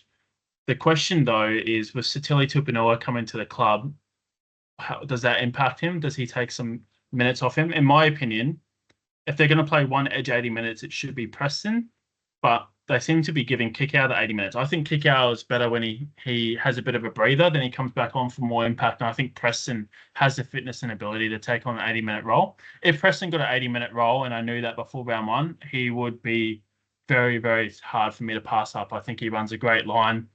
Um, he's got an awesome work rate. He's got the attacking upside. He can ton up. The downsides are we don't know his minutes, and he can find an injury here and there.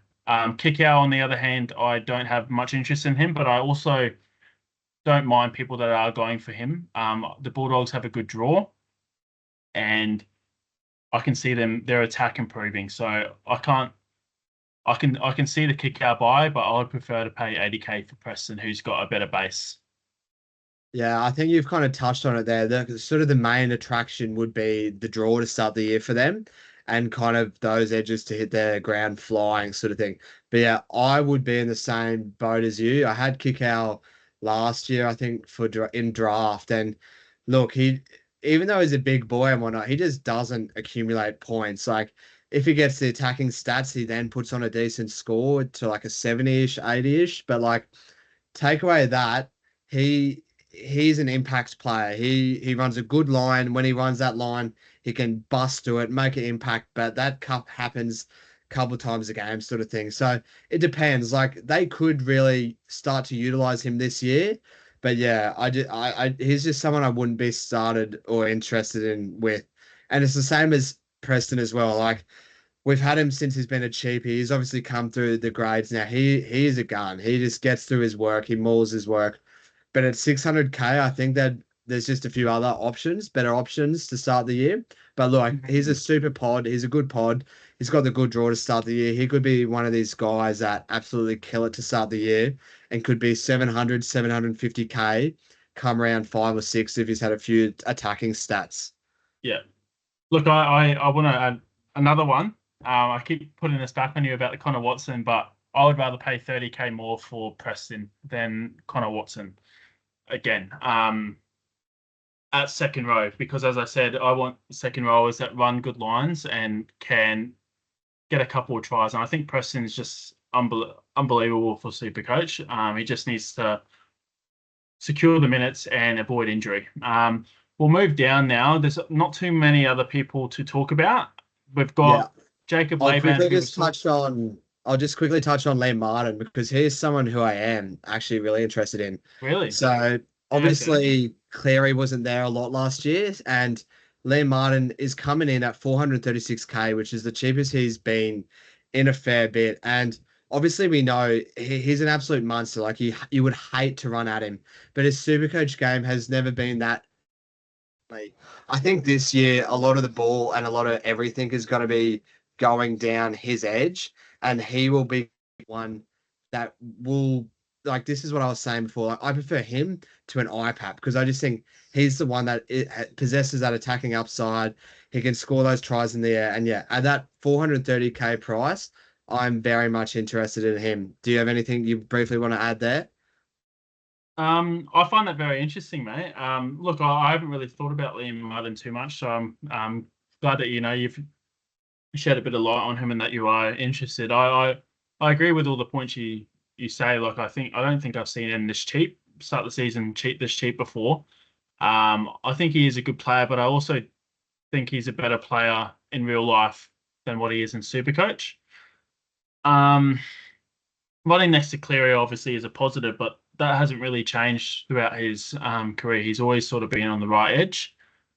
He could see more minutes potentially because I think he averaged about 70 minutes last year. So I mean that those could go up a little bit. It was just he had a bit of a poor season from a Supercoach standpoint. I know he won the Clive Churchill Medal. So it was great in the grand final and in Origin, but Yeah, for Supercoach, he's not someone I've really thought about, and he's not probably not someone that I will consider. I much prefer the look of someone else who's actually identical in price almost. So we've got Kelmer, and then we've got Alex Seafarth, who is a bit further down. I think he's should be somewhere in here. Here it There he is. is. Yeah. I much prefer him personally. I think he just signed to a 3-year deal the other day. No Bateman, no Papali'i anymore. He is touted to get 80, or he's touted to get the starting edge role. And his last 3 games last year were on the edge playing 80 minutes. When he played those 3 games, he scored. Let me just pull up his scores really quick.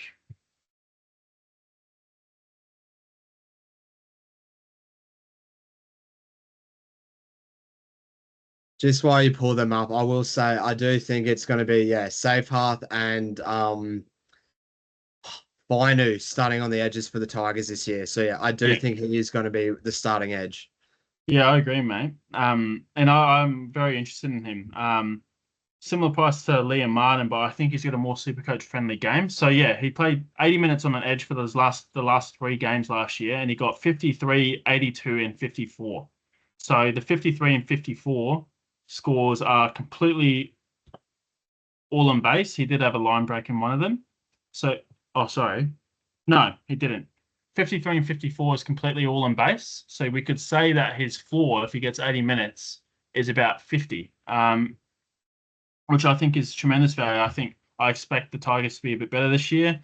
His break even's 44, so I think there's a bit of value there. And if he jags an attacking stat every now and then with the Tigers a good draw, I think there's a bit of upside. He could be about 10 points of value, and he could even go up another level with the new contract signed. So I really like him, and I definitely do prefer him over Liam Martin. Yeah, look, he's another one that I'm also interested in at this like mid-range sort of price. As you mentioned, he just got the 3-year extension, but he is someone that has that attacking flair and attacking spark. Obviously, he can be a bit hot-headed, so you just got to hope he doesn't get suspended or anything. But Yeah, I do like the pick. Like at 435k, it is that question as where is he going to get the 80 minutes? But if he does lock down those 80 minutes, because as you mentioned, we do have a few forwards this year. But if he gets that 80 minutes at that price, you really can't knock it. And I think it's another value buy in the second row forward position around that. We've got a few of the mid-range buys this year that possess a bit of value. yeah, definitely agree, mate. So moving on, we'll I just sing out if you want to touch on anyone. Did you want to quickly touch on Jacob? Yeah, I was saying he kind of falls into the same basket as Balmunga. Whichever one gets a starting spot, because I believe one of them will, should be a lock in the side, and the other one can be a consideration as a cheapie. Matty Nicholson, I don't believe will start. He could start round 1, but I think Hosking's pretty set there, so nothing on him. McInnes, we've already touched on. I quite like him. Curran, we've already touched on. We've got Koloamatangi, Murray, Bateman, Nakora, and Hosking. And I think those guys, look, if I'm looking at them, the ones that stand out to me is Cam Murray, because we know what his potential is when he does play the full minutes.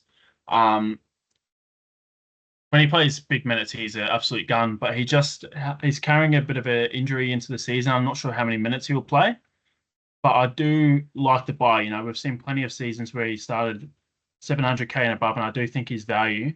Hosking, I I think he can be valuable with Nicholson on the bench.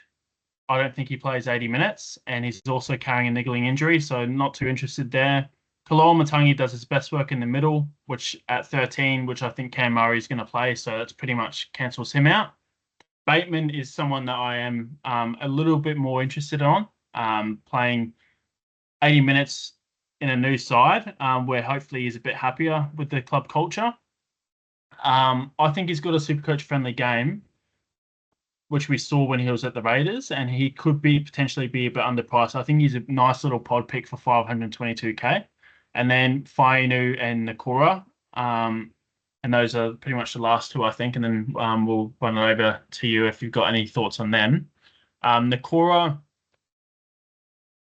simply 682K. I just think I would take a Hopgood and I would take a Olakuatu over him. I would also take Ali Katoa over him. And yeah, he he's good for the buy rounds and when the Sharks go on a bit of a run, but his base isn't that great. And then Fainu, I can see him being a bit of a fun pick. He's young. He's going to play 80 on the edge. He can only sort of get better. 517K is not a bad price, but it's also, how much value you're going to get. Are you going to see him break the bank and become 650K? Like, I don't think so. And that's pretty much my thoughts on those guys, mate. Anyone there that you want to touch on? Yeah, so yeah, with Finu, I would much prefer Safe Path, especially it being like 70K cheaper, playing the sort of same position. I do think he is a bit of a gun and could really come into himself. Like obviously he's a bigger boy, super young still, so very raw talent. I think he could come in, but yeah, like to start the season, someone I definitely wouldn't be too interested in starting with. Same as Hosking for me. But the one I am, and I do want to mention, is Cam Murray. So I think Cam Murray is going to be in for a really big year this year. Like he is mentioned in a lot of the press release conferences to start the year that he's so sick of all apologizing for their terrible season last year, for making the same excuses week in, week out, and that he's going to be the one to lead the charge and kind of make that difference along with Latrell and Wayne Bennett this year. So I do like him, and at 4% ownership, I think that is a real smoky.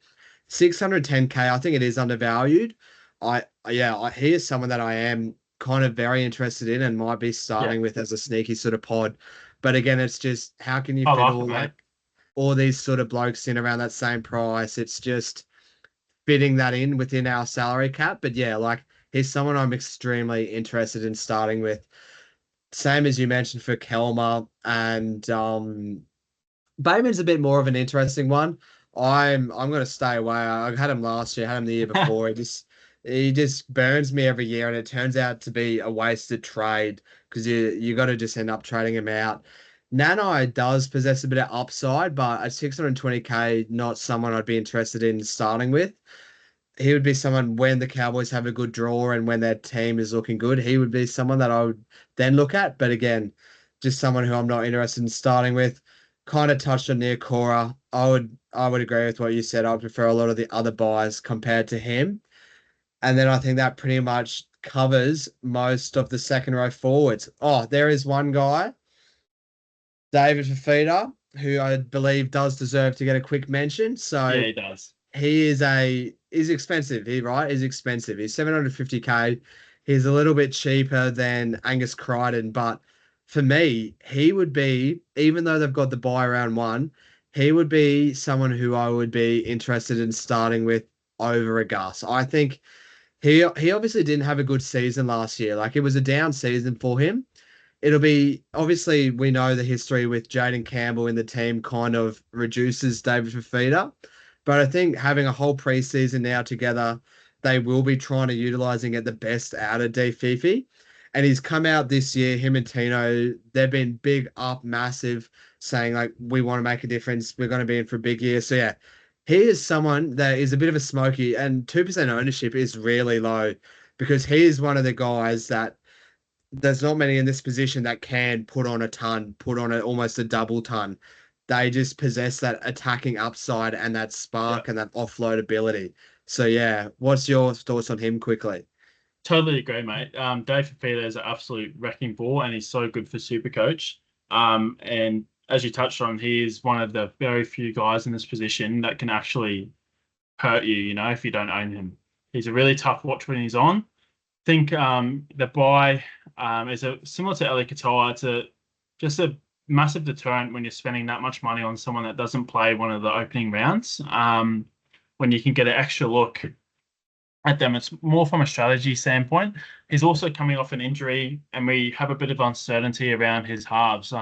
Believe it's rumored that Warren's going to be dropped to the 14 jumper, and it's going to be Brimson and Campbell, two running halves with Kinney, who's getting Fafita the ball? There's a couple of questions there, but he's obviously very talented and a wrecking ball for Supercoach. He just needs the ball in good areas, which for the back half of last year when Campbell was at 6, we didn't see a lot of. So I think he's more of a wait and watch, but also the 2% ownership, I can't believe that. That's very appealing. Like I would almost be tempted to just pull the trigger on it just purely because of the ownership. That's insane. Yeah, he's a massive pod, and as you mentioned, he's one of those guys that can end up hurting you. And once he gets away, because he is already so expensive, it's really hard to get up to that price without shuffling around the funds in your team pretty severely. Because yeah, obviously he is one of these premium second row forward guns. But I think that pretty much wraps up our analysis of the second row forwards, the halfbacks, and the 5'8s today. Bit of a longer episode for you guys, so hopefully you guys enjoy. Don't forget to leave any comments in the comment section, like the video, subscribe. Let us know your thoughts. Let us know if you agree or disagree with any of our verdicts or anyone who we might have missed and you're thinking is a bit of a smoky. We'll be sure to get around to it next time. But any other closing remarks, Xavier? No, that's it, mate.